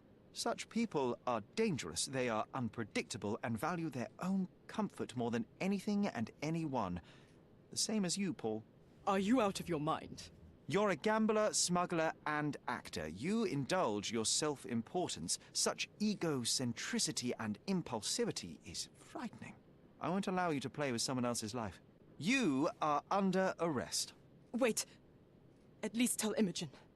Tell her where I am. I think she deserves a space without you. I've heard you can gamble on racing in prison, only it's rat racing. No yachts. Goodbye, Paul. Animal advocate. Why did you pick my Paul? Out of all the people on this island. Just when I needed someone I could rely on. Believe me, I saved you. I found the true murderer. Would you really choose to live with the person who took your father's life? You took away the pillar I was relying on. Paul was my only hope. You've destroyed it. It was Paul who destroyed it, not me. I was merely the fact-checker who discovered the real culprit. And now about that elephant. Oh yes, Goliath. You did nothing about it. I had to deal with it. Fortunately, there was a real man wanting to help me. He agreed to buy Goliath and relocate him to his property. I suppose I must congratulate you. I'd rather you leave. But first, here are my father's belongings. Some of them have information about your mother. Take them and leave me be. I appreciate it, Miss Gildan. I assure you, I only wanted to find the true perpetrator. Perhaps. Or perhaps you found a convenient scapegoat. Goodbye. I truly hope you meet more honest people in the future. Take care. Was I right? Let's see. I accuse Swift based on the darts and the tusks and trunks book. Paul's being a smuggler could explain his darts. Swift doesn't confess either. The game never tells you whether you're right. So the trophy's just for saving the elephant. Interesting. Well, I will assume that I'm right. And I am saving the game now and logging off. And once again, it was nice knowing all of you. I had a good run, but I'm about to be murdered by Blueberry. Remember, it was her. It was her. Don't let her get away with it. All right. Well, hopefully we're right. I hope I didn't arrest the wrong person. But I guess we'll never know. We'll never know. But anyways, that's it for tonight. Thank you all for coming. Hope you had fun. We'll be gone for Thanksgiving. We'll be back on Saturday, which is when I'll be playing GTA Online. And then Sunday is going to be Sherlock Holmes again. So hopefully I'll see you all then. Have a good Thanksgiving if you're in the U.S. If not, just have a good Thursday. Anyways, I'll see y'all later. Have a